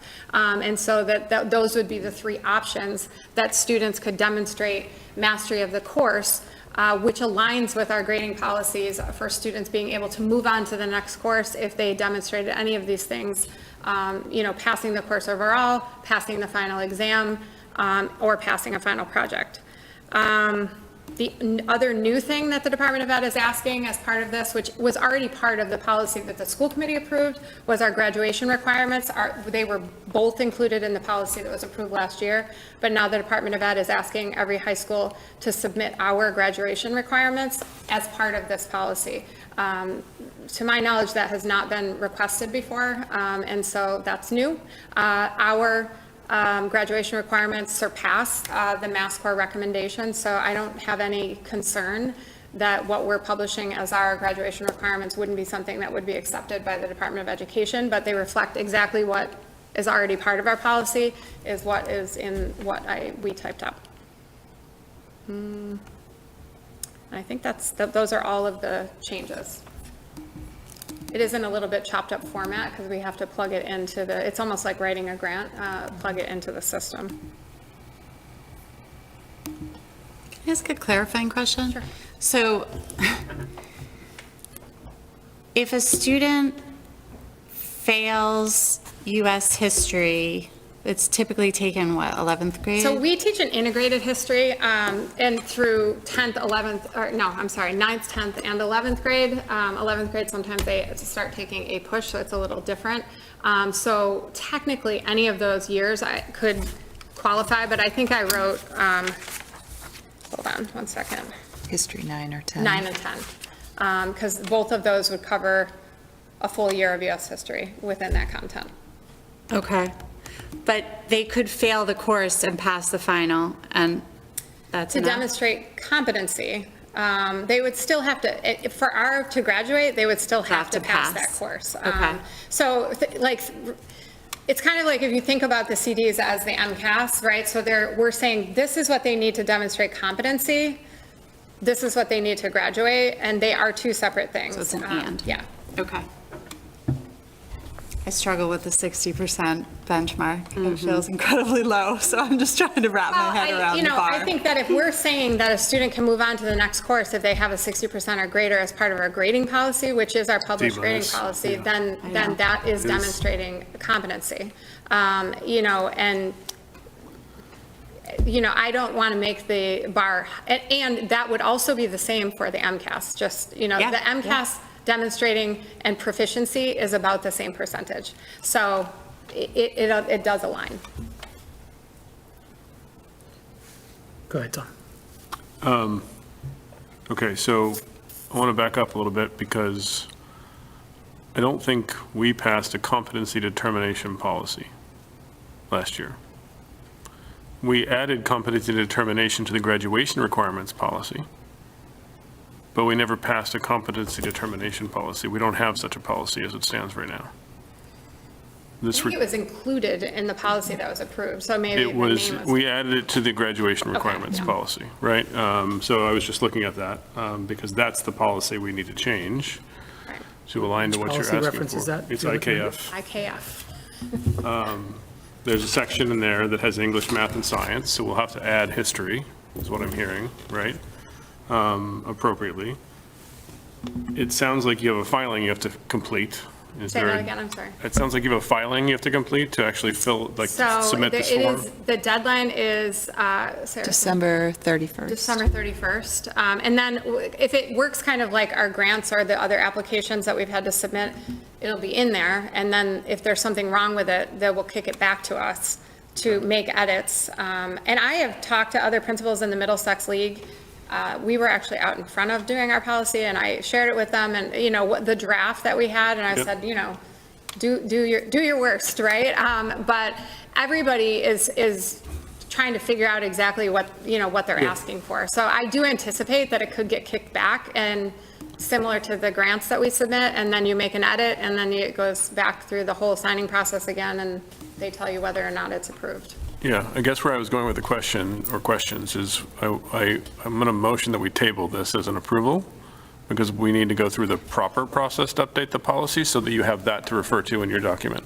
And then it's a small edit to add this portion, the history portion to it, but Jess, you and I can figure out what else you need to add to it, and if anything else, it sounds like it's just history. Absolutely. And then, Aaron and I can discuss if we need to have a meeting on it or just bring it back to this body. It's probably one that we can This is just bring back. probably just bring it back to this body with the adjusted IKF. Yeah. And then you have a way to go forward from there. Yeah. I also should kick the tires. We embedded it in IKF, but that was before the. It was before the ballot question and regulations, everything, right? yeah. You Well, know, no, so- it wasn't before the ballot. It was after the ballot, but it was before the regulations came out Before the from the regulations state. were promulgated, right, that's right. But we can So- look at the regulations if it requires a separate one, an That's what I was gonna get IKF-B at or is- IKF-A or something else, and break it out if we need to. If we do that, then it would probably be a conversation for us first before we come back to the body. Yeah. But I asked the 12/31 deadline because I want to make sure we can fit it in for you and not put you behind a 8 ball and not having something to reply and not having something to submit Yeah, appropriately. yep, So Okay. I don't know if does that make sense? or- Yeah, yes, completely. 100%. Okay. Yep. So then I'll motion that we table the approval for the time being, and we can move it to the policy subcommittee and/or just bring it back. That's right. Depending on the dispensation. Is there a second on the motion to table? Second. Seconded by Carla. Any further discussion? All in favor? All opposed? Okay. We know our marching orders. Thank you. Thank you. Appreciate it. Yeah, thanks you for bringing it up. I didn't know Yeah. we had to make that change, so I appreciate it. It's always fun. Oh, yeah. Can I ask one more question? Do we anticipate that they're going to change those regulations again? Do you have any reason to think one way or the other? No, I don't. Sarah's like, yes. I mean, like, no. it is kind of like, it has been a little bit of a moving target.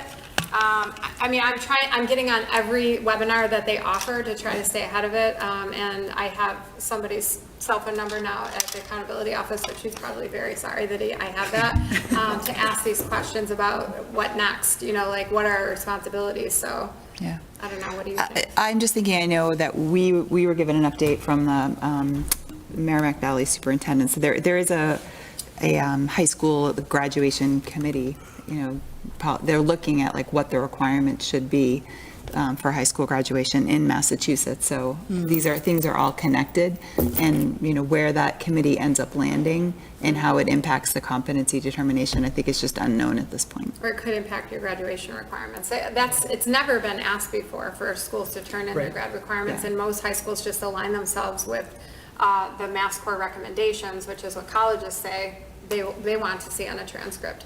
So who knows? I mean, I feel like we're in safe harbor, but I don't know what other schools are doing necessarily.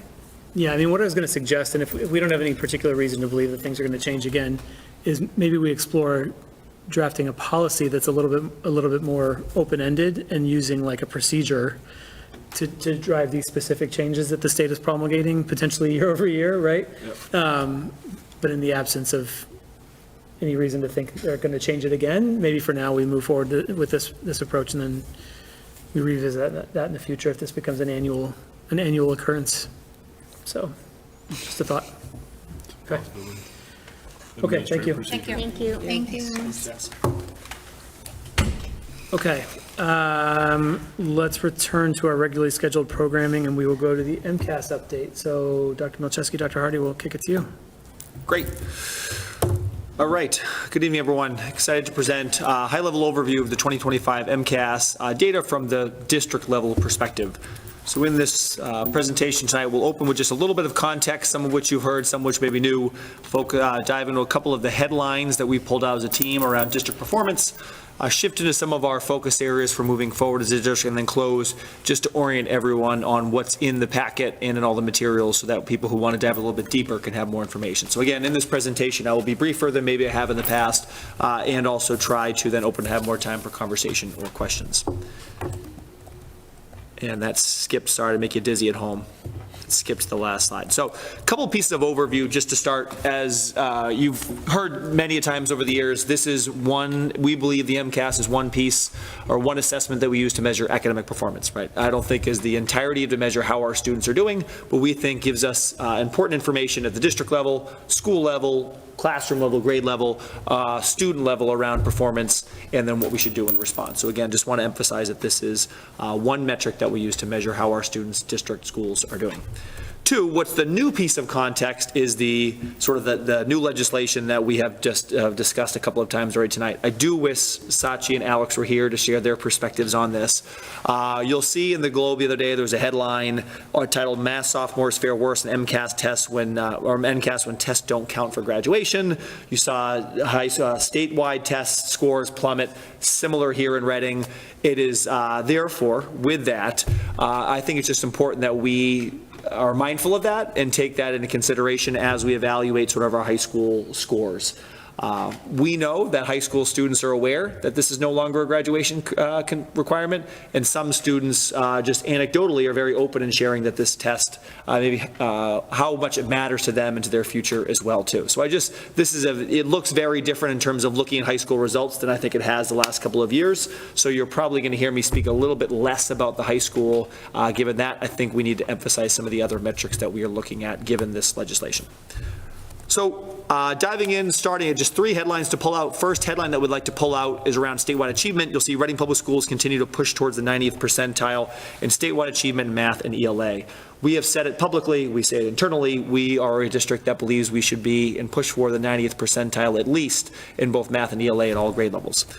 Looking at what you see on your screen here, over the last couple of years, we have continued to push closer and now maintaining around that 90th percentile in 3 through 8 achievement. The blue line representing ELA and math is represented in the red line. But again, we believe it's important that as a district, we are performing an achievement at around the 90th percentile. Breaking it down a little bit more specifically, you'll see on the left grades 3 through 5 and on the right grades 6 through 8. But even when you break it down, 3 through 5 and 6 through 8, we're at a similar level of right around that 90th percentile.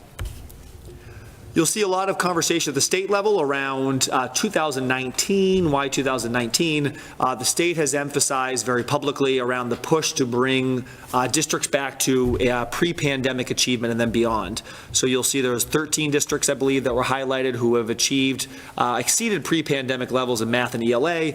We were one of 63 districts who were recognized because we surpassed pre-pandemic achievement in math. On the right, you'll see, looking at from 2019 to now, where we rank in statewide achievement percentiles. In ELA, we were in the 82nd percentile in 2019. We're now up in the 90th percentile. And in math, we were at the 78th percentile in 2019. We are now at the 89th percentile. So I think that first headline, we are encouraged that we are seeing trending in the more positive direction around that 90th percentile of achievement statewide, which is where we want to be. 2, pairing that achievement with growth. RPS continues to sustain high levels of growth at all levels, elementary, middle, and high school in both math and ELA. You'll see here on your screen on the left ELA, on the right math. These are our student growth percentiles, our SGPs, which in short, for those of you who maybe this is an unfamiliar metric, it puts everyone who's had the same score the year before in a bucket and says that following year, what percentage of those students did you outperform? So obviously looking for SGPs above 50. We were one of 8 districts or traditional public school districts in the state with average SGPs of 50 or higher in math and ELA at all 3 levels in both 24 and 25. And if you compare that to maybe where we were 2018, 19, 20, 21, what the difference for us is that this is showing consistent growth at all levels of the system in both content areas too. We believe that we should be able to maintain SGPs in the 50s in both content areas moving, sort of every year at every level of the system. So encouraged by not only our achievement levels, but our growth levels as well.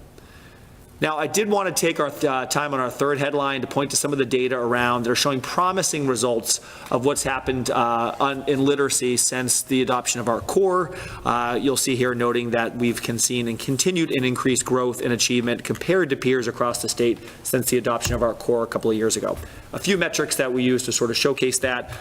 You'll see on the left in those pink bars, this is our statewide ranks in growth percentiles from the last, dating back to 2018. You'll see in 2023, we are in the 99th percentile in growth, which is awesome, followed in 24, 25, and the 86th and 87th percentile respectively. We are seeing that since the adoption of our core, our students are consistently growing at high levels when compared to state level peers.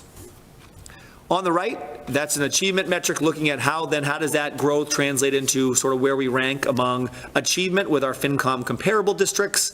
Later in the appendix, you'll see kind of more detail about our FinCom comparables, but you'll see, especially at some of the grade levels that have had access to ARC, you'll see that with grade 3, 5th, and then a couple of 1st, and then 11th and 10th. There's also more information about that 5th grade cohort in the appendix, as we know that's been something that we've been monitoring the last couple of years. But overall, you'll see in the bottom, we've scored in the 88th and 87th percentile in elementary ELA achievement and growth, respectively, in 2025. So we are encouraged since the adoption of ARC, how our students are performing in growth and achievement.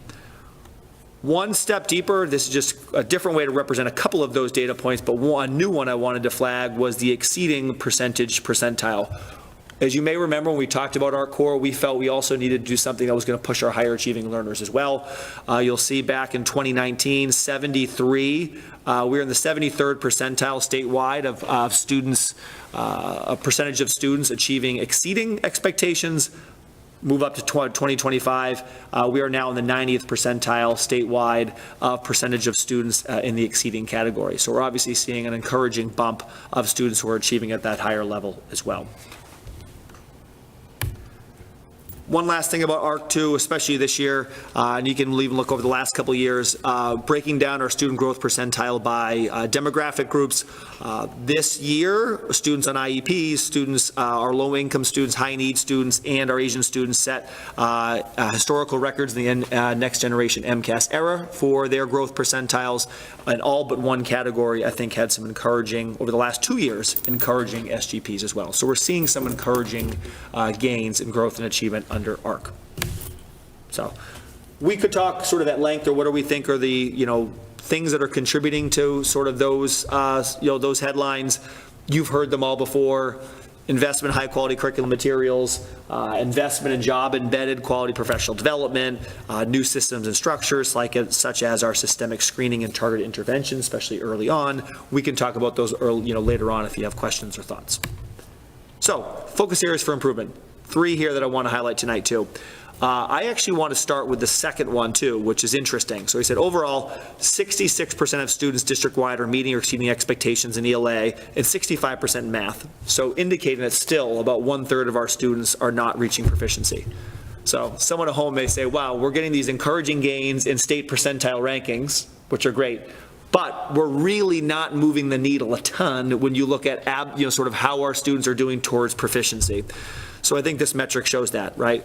Looking on we'll start on the right with math. You'll see that, at the elementary level and the middle school level, we have especially started to either meet or exceed pre-pandemic expectations, but haven't drastically improved the amount of kids who are reaching proficiency. And you see on the left in ELA, we are still trying to get back to reach what was pre-pandemic levels and percentage of students achieving proficiency. So yes, we want to be in the 90th percentile. That's where we want to be. And we want more students achieving proficiency as well. So I think it's important to know that, yes, while we're encouraged by those, statewide ranks, we also internally know that this also represents a huge group of students who are still not meeting expectations. Similarly, in that commitment to 90th percentile, we know there's still grade levels, schools that are not yet where we need to be. You'll see on the screen right now, we have school accountability percentiles, which measure both growth, achievement, chronic absenteeism, in some cases, progress towards ELL targets. There's some things here that are encouraging, and there's some things here that we need some work. So I don't want to dive too far into school-specific data, but I did want to pull out a couple of pieces. On the positive side, for Barrows is ranked in the 93rd percentile statewide, which is the highest ranking we've ever had in the next-gen MCAS era for an elementary school. Barrows can look at that steady increase from 2016 when they're in the 65th percentile. Quick note to Coolidge, while you'll see here staying at the 88th percentile, Coolidge also set a record for math achievement with 75% of students proficient grades 6 through 8 in math performance. And also like to give a quick note of Killam here as well, as you see the upward trajectory from last year from 74th to 80th for Killam, which is a pretty good bump too. Bless you. A couple of things in here, like as our schools receive the data, we are obviously working very closely with each school principal, each school staff to figure out sort of what worked here, what didn't work, what interventions are needed, et cetera. A couple of things that I want to flag. Last year, we came to this meeting really encouraged by how we had closed the gap, and in some place, Parker outperformed Coolidge. Unfortunately, this year, that gap, we see that gap again, and while the gap is not at the level it was in 2022 or 2023, there is now or still a discrepancy in both growth and outcomes between Parker and Coolidge that we know needs our continued work. We're continuing to both middle schools achieving at a high level. Also, if you look at the achievement, overall achievement at both Birch and at Wood End, you'll see that those are numbers that have dropped. Those are both schools that we feel like, and the principals, especially the school leadership teams, feel like those are data they want to see heading in the other direction too. So in a couple of weeks at the school committee meeting, you'll be hearing our school leadership teams presenting SIPs. So in those meetings, you'll be hearing a little bit about what is each school doing to try to move the needle, particularly for some of those schools where maybe they're not as encouraged by the results this year too. But again, I just want to emphasize that our commitment is to making sure all of our schools are achieving the 90th percentile, and recognize while some schools took a step forward towards that, there were, in some cases, we did not trend in the right direction on that. And I'd say arguably one of the most complex pieces, which we discuss every year as well, is the third bullet. Despite encouraging growth for many demographic subgroups, there's still significant gaps in achievement that persist across various subgroups. I'm going to go quickly through a couple of examples of this. You'll see if we break down our average math and our average SGPs, both by the elementary level, you'll see highlighted in 2025 ones that set next-gen historical records. So there's several spots where we saw some pretty encouraging growth. And at the same time, right, while on the right you see students proficient in math, you see again some historical records, the next-gen MCAS error for various subgroups. I don't think those are numbers that sort of any of us should be satisfied with as well. I'll give one example for, our on the right, student proficiency in math. For students on IEPs, out of 202 students, 34% were proficient, which closes the gap slightly between students on IEPs and all students.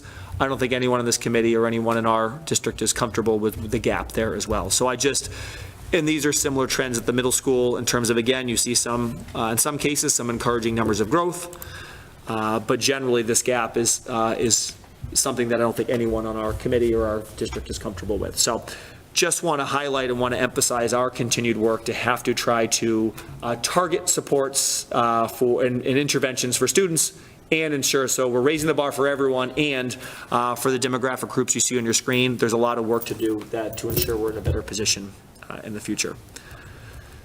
So something you may be wondering is what do we do about this? Well, I think our team may look at that a little bit differently. We don't necessarily say what do we do about MCAS? We say, what are we doing to constantly boost academic outcomes for students? And MCAS is sort of one metric too. In your packet in this presentation, you'll see a variety of different things that we feel are important. I'm not going to go through them all at one point. I do want to emphasize one that I am most excited about. It aligns to goals, but I think is probably the one that can help us, if we utilize this effectively, move the needle maybe quicker than we have in the past, and that's having a new data platform that is able to pull in all data sources around a child, demographic information, academic achievement information from historically this past year, and play with that and be able to look at and make interventions, supports, decisions in live time. We have not historically had all of that in one place to be able to see how our students are doing at the student level, classroom level, grade level, school level in the way we do now. And therefore, our principals are better positioned and our teachers are going to be better positioned to make more timely, informed instructional decisions. So I think that's something that we feel really optimistic will help us to close the gaps and raise outcomes for all students. In your appendix, there is a ton more data. You can also find more data now on DESE school and district report cards, which all the data was released on Monday, so you can dig in there. I want to flag just for the community how we've organized this for you for your review. One, you'll see in here a bunch of what we call district level data. Flying through it, you'll see how we compare with our 24 FinCom comparable communities, both in achievement and in growth since 2021. You'll see math and growth by level over time since 2018. You'll see data from our access test from 2025, which is separate from our MCAS testing window, but again, is our main standardized assessment for our MLL students. You'll see science achievement data by level since 2019. And you'll see it broken down by ELA domains. I know some on this committee have been very interested in sort of what writing has looked like in our performance in writing over time. And you'll also lastly see information about this 5th grade cohort, which for us, we know we have explored closely as a committee and obviously internally. Again, this was a cohort that in 2023, and ELA was ranked 123rd. 2024, they moved up to 73rd, moved up to 62nd this past year, but still, that is the group that is our most underperforming group out of any of our groups that have had access to ArcCore. You'll also see access to school level data. Tonight, we didn't think it was sort of the time to be presenting data on each of the individual schools. Each school will be presenting their MCAS data, their respective school communities. They'll also be presenting their SIPs coming up at the school committee meeting in the end of October. But here you will find student growth percentile since 2018 for each school, achievement by each school since 2018, and also, yes, at all 3 levels.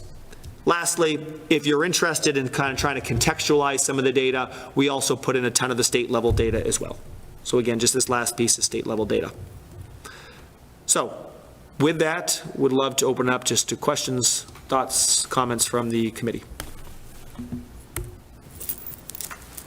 Anybody want to start? I know you got questions.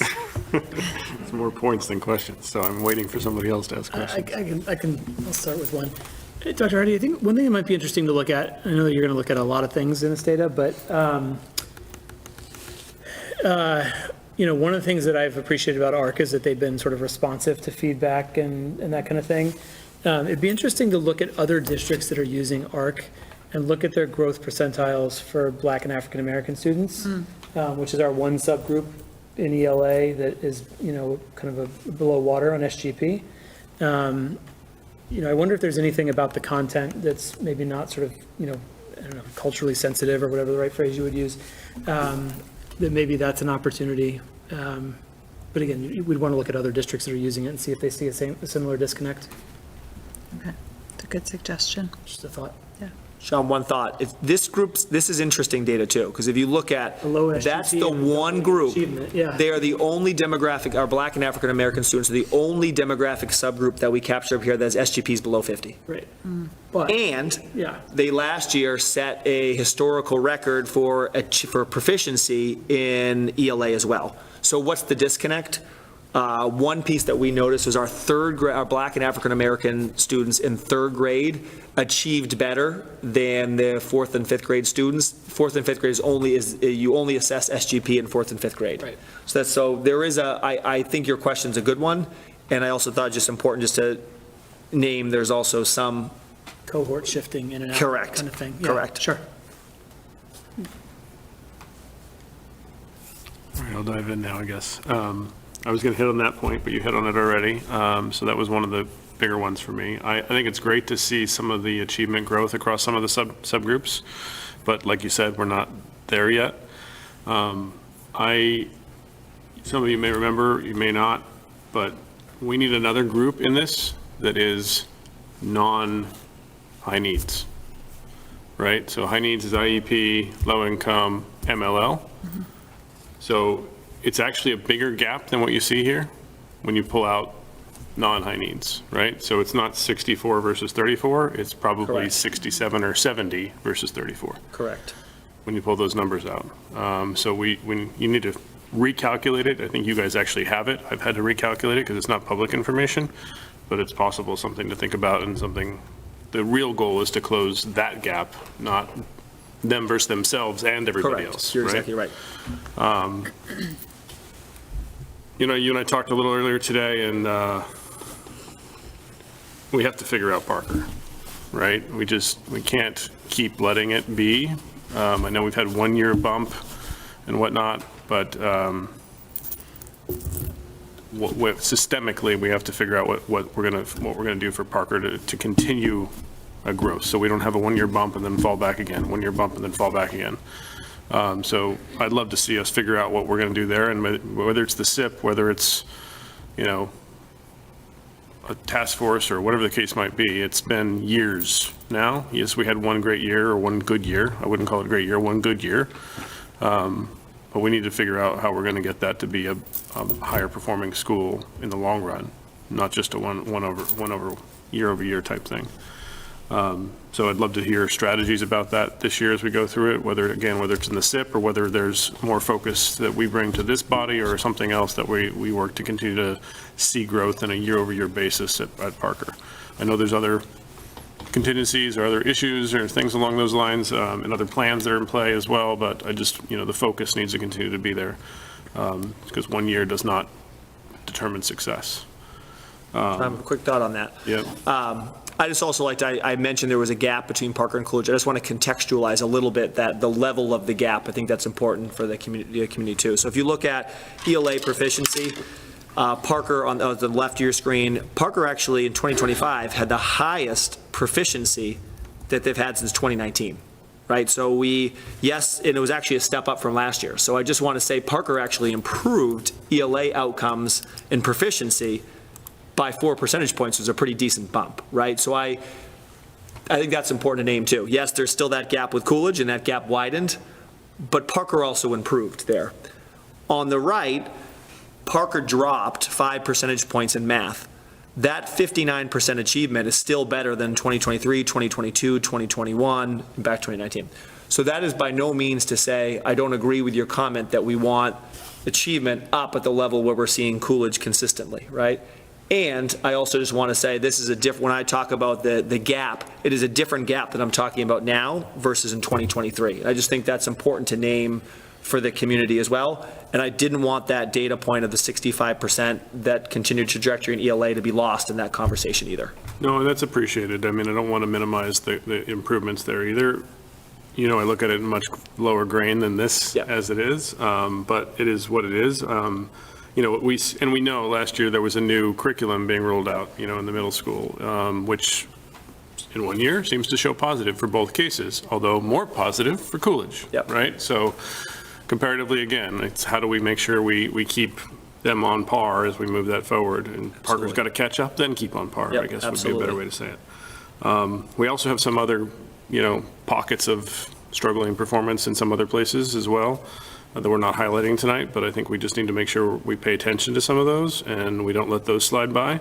You know, this fifth grade class, last year's fifth grade class, this year's sixth grade class, we've had 3 years now of data to try to fix it, and yes, we've gone growth and we've done better versus the state, but guess what? That's because the state's falling backwards, not because we're actually we have some growth, it's 54, 56%, whatever.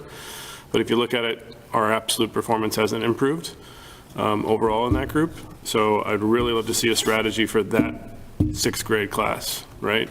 They're going to be in high school in 2 years, and they need to catch up so that more than 50% of them are proficient before they get to high school. And we should have the data. We do have the data about where they struggled, like what can we do to support them in school, after school, you know, family conversations, how can we, you know, whatever else. It's not going to, I hate the term, but it takes a village, so how are we going to support them? Right? And that group needs more focus than what we I know we provide a lot of focus, but we need to figure out what's working, what's not working, and then really focus down on what will work to close that gap. And it's going to take, like I said, it's going to take the parents to be involved too, not that they're not, but it's going to take, you know, how do we engage them? How do we help them? When can we go and do certain things for them? Where will they bring their kids to certain after-school things? How much more can we do before school? How, you know, whatever else to help close those gaps. It's going to have to be creative. It's not going to fit in the school day, in my mind. Maybe I'm wrong. Somebody correct me if I'm wrong. But I think it has to be a more intense focus on that group aggressively to close, so that when they get to the high school level, they're ready to go. Those are just a few of my points. I agree. Can I ask one small thing? Sure. Since Ms. Callinan's here. So one thing that sort of jumped out at me was the high school science, partially because that was such a hot topic last year, 9th grade biology, and these are the kids who took the exam. So are those classes being structured differently this year compared to last year? Please. Yes, to answer it succinctly, we've had conversations. Jess, do you mind coming up to the mic just so they can? Always, yeah. So to answer your question, Ms. Gaffin, yes, we are not using Modern Classroom, which was one of the, not specific to biology, but that is not in practice moving forward. Returning to more traditional instruction where is not boring, but a little bit more direct instruction, not the flipped classroom approach. And I think that I know that I've had very direct conversations with Mr. Albright, the department head, who's also the AP biology teacher, about my expectations for all classes, but we set a goal of 85% or better for AP exams. He also teaches AP biology, but that I want there to be consistency across the curriculum in biology for 9th graders as well. And one of my goals on the SIP for this year that my department heads are working on is having a solid scope and sequence for every single course that's all in one location. It's not been all in one location. And then comparing that to the public-facing curriculum guides that are online to make sure that those are still accurate, and working forward from there to make sure that we're all in lockstep. And I feel confident about that work, and we're in classrooms every day, giving feedback to teachers, both department heads and the administrators. Thank you. Sarah and. Sarah, yeah. Oh, yeah, okay, sorry. I would say in general, we're not satisfied really with the science scores for any of our grade levels. I do think another, layer to the high school scores is what Dr. Milichewski talked about at the beginning. Science is just as susceptible as the 10th grade exams, and, this drop is similar to what we saw in math and ELA as well. But I will say that we are launching a science curriculum review at the elementary level, because we feel like bolstering the instruction that our students are receiving K to 5, again, like as Mr. Wise was talking about earlier, science is not, even though it's assessed in just these 3 grades, it really is the foundational years and the instruction that our students receive throughout their schooling here in Reading. And so, and also we're in year 3 now in working with the middle school, and just this year beginning to revamp some of the curriculum that that our students are experiencing. And so in general, we really aren't satisfied with any of these science scores. And this is neither here nor there, but that is for high school, that's grade 9, and then the math and ELA is grade 10. So it is different students, so different cohorts of kids. Just Jess, stay there if you don't mind. Okay. You opened the can a little bit about the AP scores, but just so you know, this one subject is far and away our worst AP subject as a collective. Bio or no, science in general? Science in general. With the exception of AP Chem and AP Physics, the upper AP Physics. At the higher levels, yeah, it's Physics 1, we did pretty well in, right? I think, no? Okay, so the numbers I'm looking at are, academic areas, 3+, 96% for English, 91% for history and civics, 93% for math, 63% for science as a collective, right? 88% for world language and 100% for the arts, 3+. You go down to 4+, and the numbers are in the 30s for our science. So that is an area for focus, and I'm glad you asked that, Aaron, and I'm very excited to hear the focus and feedback there as well, to tighten things up and tune that out, or tune it up, I should say, not tune it out. One other thing we didn't talk about at all yet is civics. It showed up on the test scores for the first time this year, I think. The numbers are middling in the grand scheme of things, but is there anything you want to share or say about civics as an MCAS subject and topic that we should be aware of or think about? I think one concern that was brought up by the middle school staff was just the test fatigue. Our students were taking that, I think, the first week in June or the last week in May. And for our 8th graders, that was their 4th MCAS exam. And so I do think that is a concern for that grade level in particular.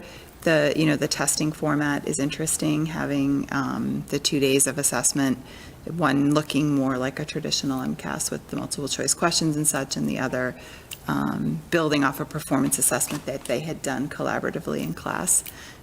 So I think we're all curious to see how that plays out, and looking at, a different way of approaching standardized assessment perhaps.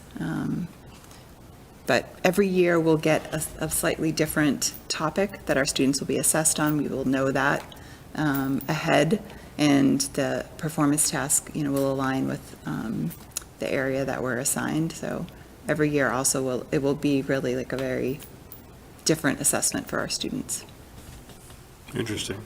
Okay. We're watching it closely, very curious to see how it plays out. I didn't even think of that. So in the spring of 8th grade, they're taking 4 MCAS and 2 iReady? Because they would also do their third round of iReady? We did decide to not give our 8th graders the final iReady, even though we were sad not to have that data piece.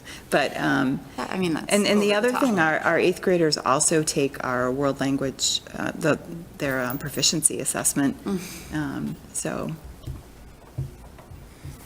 And I know these are hour and a half, 2-hour test. I mean, It's exhausting. these are, you know, I know that my own middle schooler comes home and says that she wrote 3 essays. I mean, these are in one sitting. Like, these are, it's tough, right? So I think Sarah's point about fatigue is legitimate.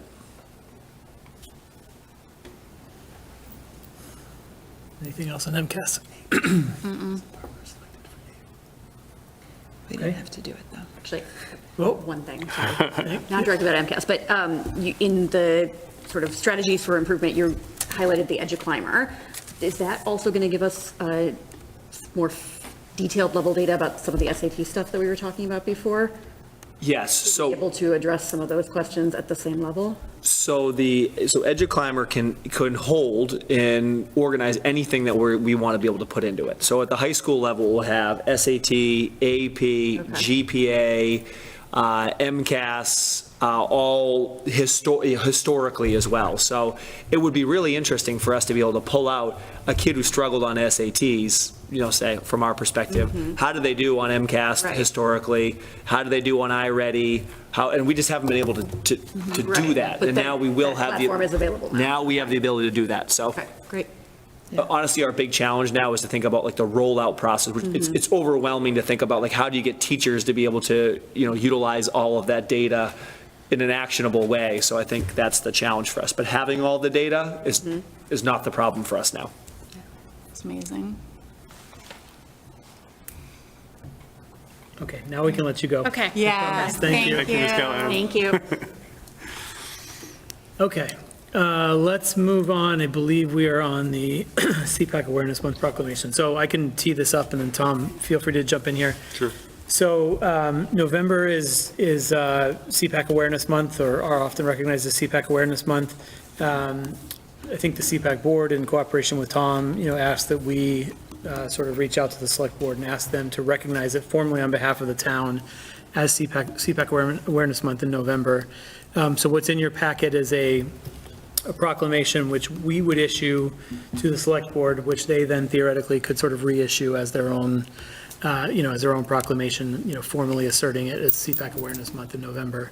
I think the other thing, you know, in addition to adopting this proclamation, you know, maybe we could have just a quick discussion on what else we can do as a committee, independent of whether or not they choose to, you know, issue their proclamation, what we can do as a committee to help just bolster November as CPAC Awareness Month and bring further attention to the great work that they do. So, Tom, anything you'd add, or? You summarized it phenomenally. I think the only other things I'll add is the construct is driven by the state level, one that exists and has been executed at the state level for quite some time. You know, we adjusted it to be more Reading specific in many of the ways after we got down from like the legalese, for lack of a better way to put it. You know, Maria Morgan did a great job starting it, and then I took it and twisted it a little bit and added a little bit more detail. And the CPAC board has reviewed and provided their feedback, and they liked it as well.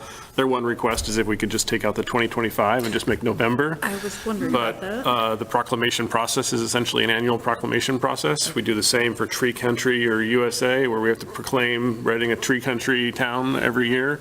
And, you know, in other places, Tree City or whatever it is, thank you. Tree Town, whatever we are. But so the proclamation process essentially is an annual thing anyway. So we'll go forward with that as it is. So I tried to, everything where it was like they spelled out certain things, I Readingized it. I focused it with a lot of Maria's feedback about certain things that they do a lot in town in terms of networking and cross-training and, you know, working with our administration, et cetera, et cetera. And they do a phenomenal job. And to Sean's point, what we can do to help them in November is going to be an interesting problem because we don't have a lot of meetings in November. So maybe it's more town meeting type conversation or something else where we try to bring it up there or something we can figure out in addition to any website postings or social media or anything else to support them. And one other thing that we did have a conversation about briefly in email is, you know, CPAC awareness at a state level or others is a yellow color. You know, when you think about what people wear or things, but our CPAC is teal in nature and in color.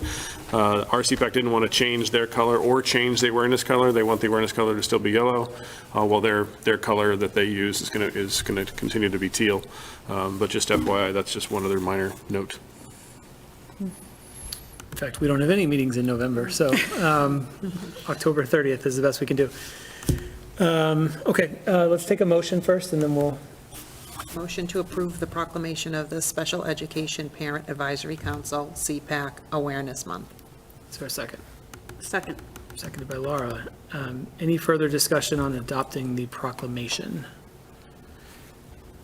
Okay, all in favor? All opposed? Carries 5-0. All right, can we'll just have a brief discussion here, thoughts folks might have on what we, I think social media postings is an obvious one. What else we can do as a committee to help promote awareness here? I think maybe less a committee, but maybe more Tom for the principals and whatnot, is to make it broadly known in the newsletters as well, in some way, shape, or form across each of the schools and in your newsletter, which I don't get anymore, by the way. But You have to opt in, probably. there's no way to opt in. Get you back on. Don't worry, you'll get that flyer in the mail once a year.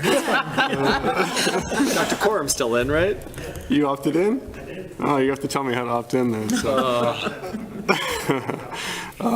So anyway, and maybe that's one big way we can do it in terms of getting the news out more broadly. I don't have their schedule yet for the year. I think they're scheduled to meet with the administration here next week, but I don't have the rest of their schedule set up yet. So I'll have to reach out to them to see if they have anything in particular that we can also broadcast in addition to the month. But maybe that's a few things. So if anybody else has any other ideas, I'm all ears, and we'll take it back as necessary as well. How can you push it through like through meetings and things like that? Yeah. Through CPAC, through Jen's group and everything? Yep.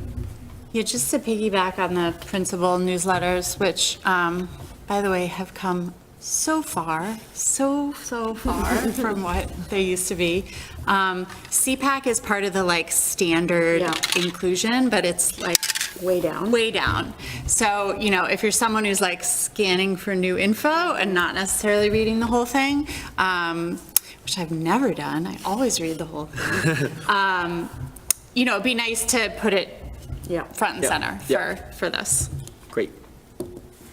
especially if we can pair it with, here's their schedule for the year, or events, or. Yeah, we'll see if I can get that in the meantime. That would help. Great. I think technically this month they have to re-elect their board or elect their board. October is their election month, but I haven't seen when they posted the meeting yet, so I'll find out. Okay. Good. All right. Thanks, Sean. Thank you. All right, Dr. Milichewski, let's move to your goals. Great. So back in August, back in the summer, I presented a set of draft goals for your review and a little bit of context and information around sort of the rationale behind them. I know I've, met with all of you to discuss them, and we've talked about maybe some tweaks or modifications, but I don't have any sort of there hasn't been any formal feedback provided to have me come with an updated draft. So therefore, the draft on the table tonight is the same one that was here in August, open to ideas, modifications, or things that you want me to keep in mind as we move forward as well. So we have, we'll vote to approve these. So let's take a motion, and then we'll see if there's any further discussion here. I move to approve the superintendent's goals as outlined. Is there a second? Second. Seconded by Tom. Okay. Any discussion on the goals as presented here in the packet? Go ahead. Again, as I talked to Dr. M, I'm not going to stop today's vote at all. I think what we have is good. I think what we should, think about, and what I'd ask that we think about, is the goals have numbers to go to, and we know what the numbers are now, but they're hidden in a lot of our data and reports. It would be great if the goals say from X to Y, right? So it says, go, AP exams taken to 650. Okay, where are we now? Right? How big of an increase is 650? Now we know from the previous presentation what it is, but it would be good to see that, right, as we go through it. 4+ exams to 400. Okay, where are we now, right? And my feedback to that is, okay, we're trying to get SMART goals, so is it reasonable and attainable, right? But is it also a stretch? So how do we make sure that we're doing that? I didn't have time to go back and change the wording, and I don't want to do it on the floor necessarily, but, maybe there could be a small amendment that we go through sometime through the half year or something like that we just kind of tighten up some of it a little bit. That was one thing on the first section. And the other two were kind of the, so what, now what? How do we tie this into achievement or into outcomes for our kids? We've had the coaching and supporting and developing one for multiple years now, and we've seen some good progress. But I feel like I feel like I want more association to outcomes in some sort of way, right? I don't know how to measure that, and that's the challenge. That might be why it's not measured, right? But so what now what, right? We're coaching it. We're seeing retention. Okay, maybe that's a number we can talk about. That's an outcome. We're seeing internal promotion hopefully in some cases. That's an outcome. We hopefully will see certain student outcomes improve, which we are seeing in certain cases, but how do we tie them together to try to, all these lead towards the same thing, but they don't necessarily call themselves out as leading toward the same thing. And so I was just trying to figure out how best to craft that, and I didn't have a good answer. So as I said, I'm not going to stop anything on the floor, but that was kind of the feedback as I was thinking it through. So if anybody has a bit better ideas, I'm all ears, but that was just what I was trying to figure out. The same sort of holds for the second goal as well. How do I tie the data analysis to true outcomes, right? We know it can drive it. We know it's a proven strategy, but we need to see it become, the fruit needs to bear itself. We need to see what the fruit is. I totally agree with the sentiment. I do think that there are outcomes captured in the benchmarks for both goals 2 and 3, right? That we would expect to be presented as part of the evidence package. And then it's up to us to assess, did we see good activity but not enough on the outcome side? And what does that mean from an assessment perspective? Does that mean, it's a meets versus an exceeds or what have you, right? So I think it'd be difficult to land on a reasonable subset of metrics to say, these are the ones that you're going to hit if we get all this right. You know what I mean? And that was the struggle. Yeah, no, right? Of course. So, as I read through this, I personally was satisfied by the notion that having those explicitly called out as benchmarks means that we would expect to see that in the evidence package and as part of the assessment of performance against goals. But, it's a fair point. Yeah, the only thing I would say to that is if you look at the outcomes as they're written in the benchmarks, there's nothing smart, measurable, attainable against them. It's just a benchmark, right? And there's nothing that's a measurement in there. Now, to a degree, 2 and 3 tie back to 1. 1's not achievable if 2 and 3 don't work to some degree. It's not a direct correlation. But if you think of, it says, analysis of statewide student growth measures, common assessment, student work samples, and teacher instructional practice is an outcome. Okay, the demonstration could be, okay, we had a meeting that we did the analysis. That doesn't do anything for me. You had a meeting, okay, great, but what does that drive from a student performance perspective, or a teacher competency perspective, or a principal leadership perspective, or whatever else the case might be. So that's where I was having a struggle between what was classified as an outcome and what I would consider a SMART goal that aligns to that. But again, not stopping anything, just food for thought.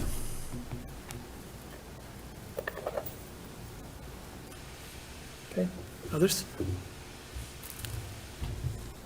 I do like your suggestion on the first one, I do. for a couple of reasons. I mean, to from is always good to capture.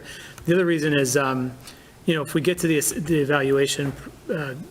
evaluation stage and, we're not at 650, and I don't remember what the number is, the annual number that we just heard, but, if we were saying to go from 400 to 650, let's say, and we land at 645, that's helpful context, Right, to know that we came 97, whatever percentage of the way there that is, right? So I do like the idea of us sort of amending these at some point just to capture the to from context in this one in particular.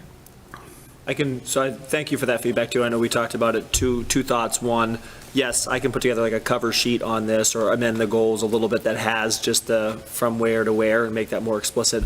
And then two, and I agree with your feedback on that, it's just the challenge of capturing that, reflecting. I think it's a pain we feel in education. It's hard to figure out, so how do we do that? So I'm open to continue conversation on that, but appreciate you raising that because we felt that too. District goals as well. Yeah, they're district goals, which is a challenge. With the third one in particular, because where my head started to go on the third one was, well, do we think about some of the, individual schools or individual grade levels or individual subjects where we have, particular gaps we want to address and maybe refine the benchmarks to address those. But these are supposed to be district level goals, which does make that a little bit challenging. Well, you could tie the district, one of the things that we just got done talking about is consistency across schools. So that's a district goal that is demonstrated by school-specific information. We could, but And how? coaching, developing, and supporting leaders could be Right. one of your mechanisms to achieve that. Right. And say this Data first. analysis to do the coaching and supporting and developing of leaders can be another direct alignment to it too, right? So, but yeah. First goal does have meet 80% of DESE determined MCAS growth achievements targets at school and district levels. So I do have to, at the end of the cycle, present data from each school, and that's a part of that as well, just to flag. Yeah, and you do it, and we have done it, and we did well the last couple of years. The conversation we had, just so everybody else knows, is are those targets hard enough? Right? If we look at where Massachusetts is right now, and we just saw the state scores, is that a good bar? I don't know, right? Well, and the school targets are based on where those schools are today. So if there's a delta between schools, even if you hit your targets, there's still a delta between schools, Correct. right? Mhm. Correct. So, Correct. so it's not perfect. Nope, but it never is, right? Yeah. Nobody's asking for perfection. I'm just continually striving for a little bit closer. Okay. Cool. Any additional discussion on this one? Okay, all in favor? All opposed, 5-0, it carries, thank you. Okay, next item is discussing and approving focus indicators for superintendent goals. I can anticipate where this one's going to go. So the guidance in the rubric from DESE is to choose 6 to 8 focus indicators. I think they suggest 1 to 2 aligned with each goal, so that would put us maybe closer to 6 than 8. But in the past, this committee has opted to utilize all focus indicators, which is a departure from that guidance for sure. So, I won't put my thumb on the scale, but I'll open up the floor to what folks' thinking is here. I'll open up the floor to what folks' thinking is here before I share my opinion. Anybody who wants to go first is welcome to do so.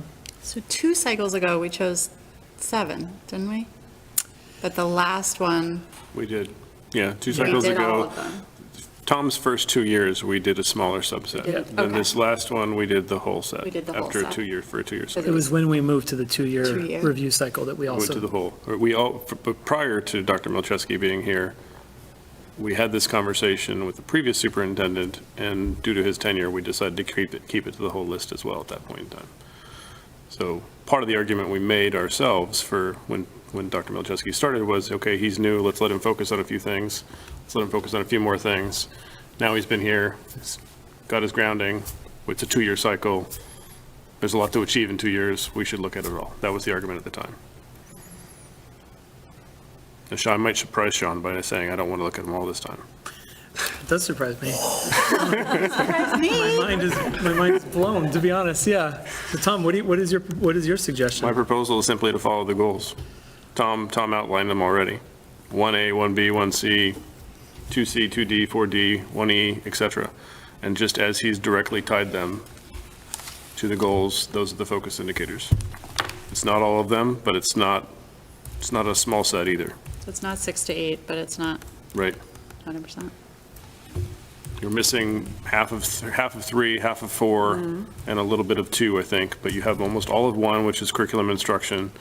You have most of 2, and then 3 and 4, I think most of us, when we think about communication, is not a weakness in any way, shape, or form for the organization as it stands right now. And that's really what most of the parent-family relationship type stuff fits into 3 and 4. So I'm pretty comfortable myself with the partial focus on 3 and 4, the heavy focus on 1, and the majority focus on 2. Other thoughts?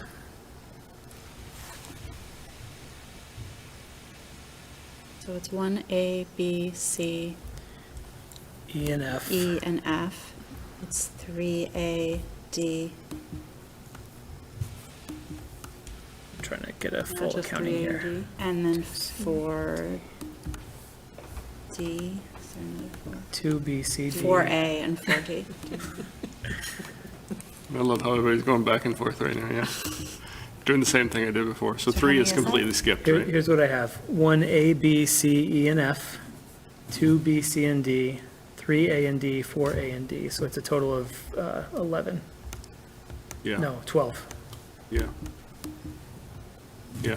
which is just over half, I think. It's So there's 20 total. 20, yeah. We'll get the motion, don't worry Okay. about it. Hold on. Carla's like, what are you? So, Carla's gonna play alphabet soup and see if she doesn't laugh. all right, so the premise, Tom, just to play that back, is Dr. Milichewski's already sort of identified the focus indicators that he feels are most closely aligned with these goals, Yep. which we've just approved. Let's use those focus indicators as the evaluation rubric. Exactly.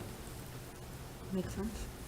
I'm just going to make it a little, I honestly don't really care a ton on this. I'll be supportive of whatever way the committee wants to go. I do think I view the goals a little bit differently than like this, the goals are a little bit more targeted, some of them, than like the breadth of what the scope of some of what the indicators reflect. So I'll give an example. Right now, we don't have 2E, and I think probably one of my biggest, that's fiscal systems, and I think probably one of my biggest challenges in the next 2 years is going to be navigating what we know is a really challenging financial landscape and continuing to support our district. So I think that's something I think would probably be an important thing to measure superintendent progress. You know, if you're looking at my, you know, say it was, let's say my goal 3, and it's 1E, are we only looking at data, are we only looking at data-informed practice through the lens of coaching, supporting, developing principles? Or are we looking at it through the entire breadth of that indicator? So my only. Oh, you have, okay, go ahead. No, go for it. No, you got it. Keep going. Go for it. You said 1E, right, or 3E? 1E.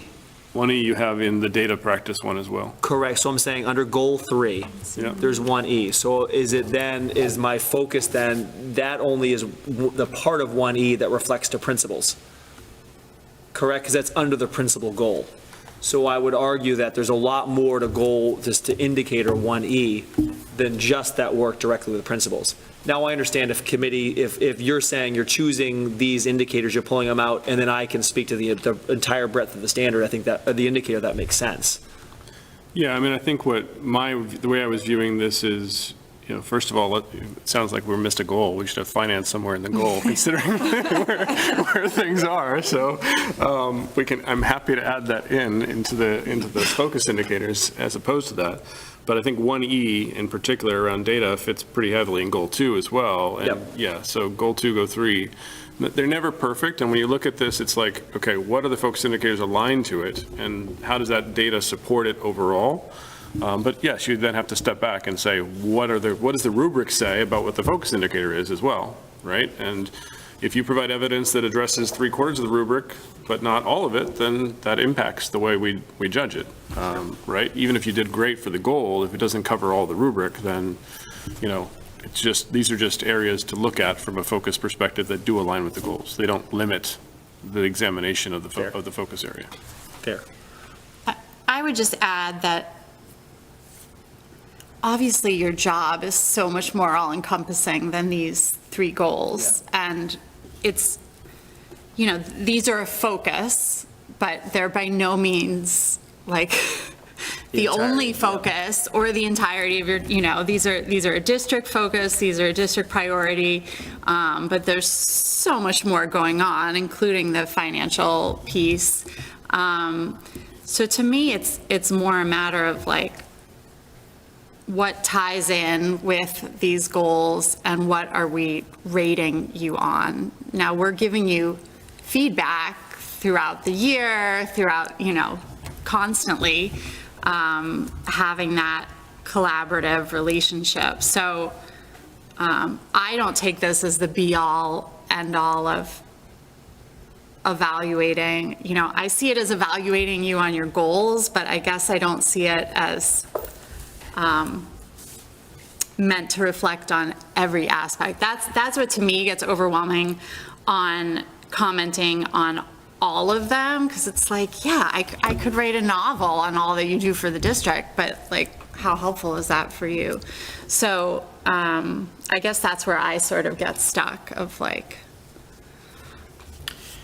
And, I think it's important to call out, so just in the rubric, that form that we fill out, you're supposed to rate each of the focus indicators, but you also rate the standard as a whole, right? So even if we don't choose every focus indicator because they're not directly aligned to goals and we only just choose a subset, we still have to rate, or you still have the opportunity to rate and are expected to rate standard 2, which is management and operations and includes fiscal systems. So if something goes off the rails, from a fiscal systems perspective, given the challenges of the next couple of years, you are allowed to factor that into your rating of the standard and then thus into the overall rating. So the focus indicator is more meant to say, just what they're called, focus on those in particular in terms of providing feedback because they're most directly aligned to the goals that you're also assessing. So I don't think it precludes us from expecting you to be competent across the board, if we choose a subset of focus indicators.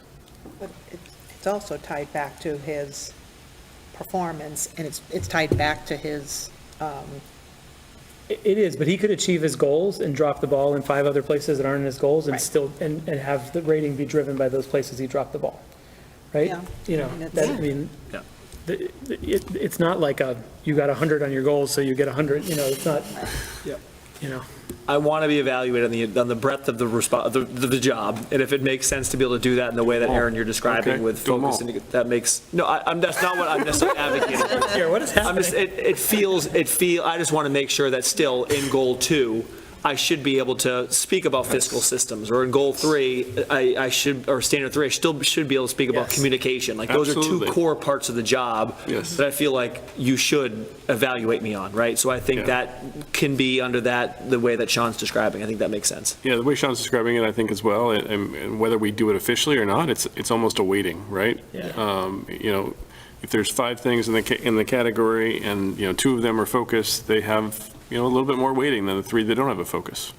Whether it's an official calculation, as I would do it, or an unofficial calculation, and some people might do in their head, that's up to the person that's doing the rating to do. My recollection is even when we chose 7 or 8 focus indicators, some people opted to assess Yes. far, I don't know why I'm looking at you, I am looking at you, but, people chose, I think I did as well. Yes, Even, you did, I yes. may not It's have, hard, not have written as much about them, but I certainly assessed more than that. So I think focus indicators exist for a reason, to keep us laser focused on the goals, but we all understand that it doesn't preclude, the necessity to evaluate you against the broader set of responsibilities. Well said. Great. Are we good? Yep. Okay. Ready for a motion? Got him. I got him. You got them? Move to approve the following focus indicators for the superintendent goals. 1, A, B, C, E, and F. 2, B, C, and D. 3, A and D, and 4, A and D. Nailed it. Second. Thank you. Seconded by Tom. Any further discussion? All in favor? All opposed? 5-0. Thank you. Okay, last order of business for tonight is just hopefully a quick follow-up discussion on the Forest Montessori School. I included in the packet, or we included in the packet, the response that I got from Mary, the director there, as well as the email that I sent to her, sort of precipitating that response. They've certainly addressed the physical plant question. They're at Rice Moody.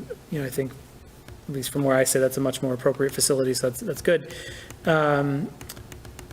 People can make their own judgments on how well they've addressed some of the other sort of major areas of concern that the committee had. I guess what I'm hoping to do is not to take a vote, but just to get a pulse from the committee, with this information, what follow-up or clarification questions do you have? Have people been moved on this in a way that makes sense for us to bring them back? Just some guidance on next steps, because as we sit here today, it's not clear to me or Carla where to go from here with this one. So curious what others think. So just to be clear, their goal is still, even though they are currently operating at Rice Moody, their goal is still to operate out of Matera. I think that they're happy with Rice Moody and probably plan to stay there. Their goal, the remaining goal, as I understand it, is I think they're still pursuing us. Okay. Approving them as a, full day program, which, my best understanding is all that really does for them is means that the parents who are sending their students there aren't technically homeschooling their students and required to go through all kinds of documentation and things like that come with that. That the students' attendance with this program would count as a, full-day program under MGL requirements, because it has been, vetted and approved by the local school committee. So I think it saves them paperwork. I don't think it does much in terms of changing the actual structure of their program or how they deliver their program in any way. But I think it makes life easier for them, frankly, is probably my best understanding of what it means. So I'm curious what thoughts folks have. I think that they haven't, I don't feel like I don't feel like we have a next step, right? I feel like if they have a next step if they are still pursuing. That's kind of where I'm at. Which in your mind would be what, to formally ask us to to bring them to come back? Yeah, they came to us, we said no, end of story. If they are still interested, they have to kind of regroup and ask to come back. Okay. That's my thought. I'm on the same page. I don't think we've answered the busing question still, right?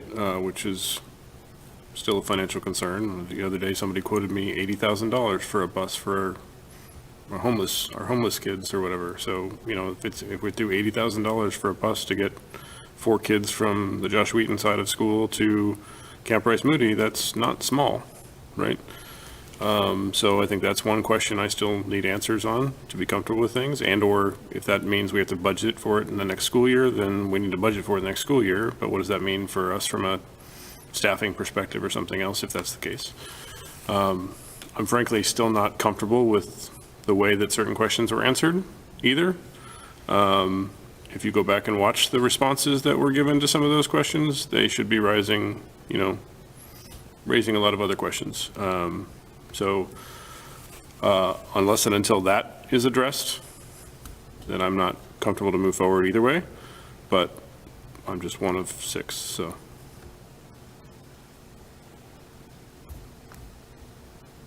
Aaron or Laura, any thoughts on your end? I'm still really intrigued by the idea, as an educational concept.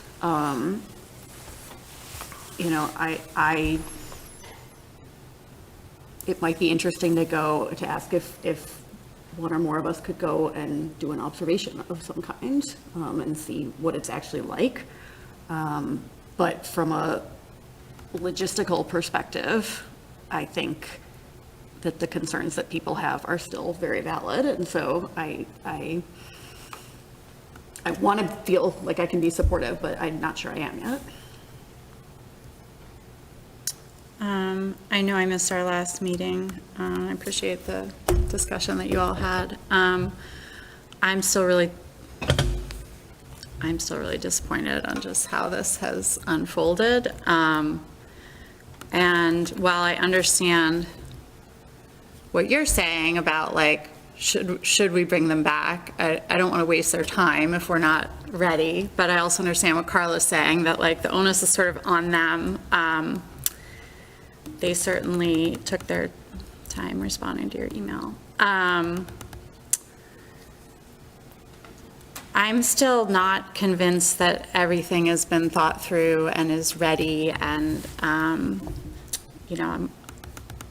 glad they're operating under the onus of homeschooling for now, and we're able to get started with the kids that they have, because everyone should be able to start school in September. But I'm not convinced that if they did come before us in 2 weeks, that they have all the information that we're looking for to, and I kind of don't want to waste their time and bring them back here until they're ready. I gave my perspective on where I thought we were as like a board in terms of, do we reach back out to them, or, you know, we don't do that but like, we don't do that normally. It's not part of our process. We don't go, you know, reach out to people for things. They want something, they come to us and we figure that out. In terms of like the responses we got, I'm less impressed after reading the responses, because I still see discrepancies in what they're saying. And I found the response kind of flip. So for me, and it's interesting, Lara, that you said that you're interested in like the concept of the school, because that was not that wasn't the reason for even though it wouldn't be something I would personally choose for my children, I would not stop it for other parents being able to choose it for their children, right? But it's everything surrounding it. And I feel like we've gotten non-answers, shifty answers, and I just don't have a comfort level with a lot of things still. This email did not answer any question for me. It actually made me ask more questions, if that makes sense. So I kind of gave you where I think we are as a committee, but then, Yeah. like Erin said, I wouldn't waste their time. So what I'm hearing is there's not a lot of appetite for us to certainly push the issue and follow up with another set of clarifying questions or anything like that. Maybe we can get some guidance from Colby on the busing issue, just next time we have an opportunity to talk to her about whatever. Just to check that box when and if this does come back around. Okay, then we'll sit tight and see if they come back to us. And then we'll go back to our original plan, and you and I can meet with them and, try to have a conversation with them to sort of determine whether there's anything they're going to bring that's going to change the outcome. And, if they still want to go forward with the meeting, we'll have to figure out whether or not we do that, and then, we'll time box everything and try to keep it focused, but we'll wait for them to take the lead on asking for that versus coming back with another round of follow-ups. So, good? Okay. Thank you. Cool. That's it. Is there a final motion? Motion to adjourn. Second. Seconded by Laura. All in favor? All opposed? And we are adjourned at 9:35. Thanks, everyone.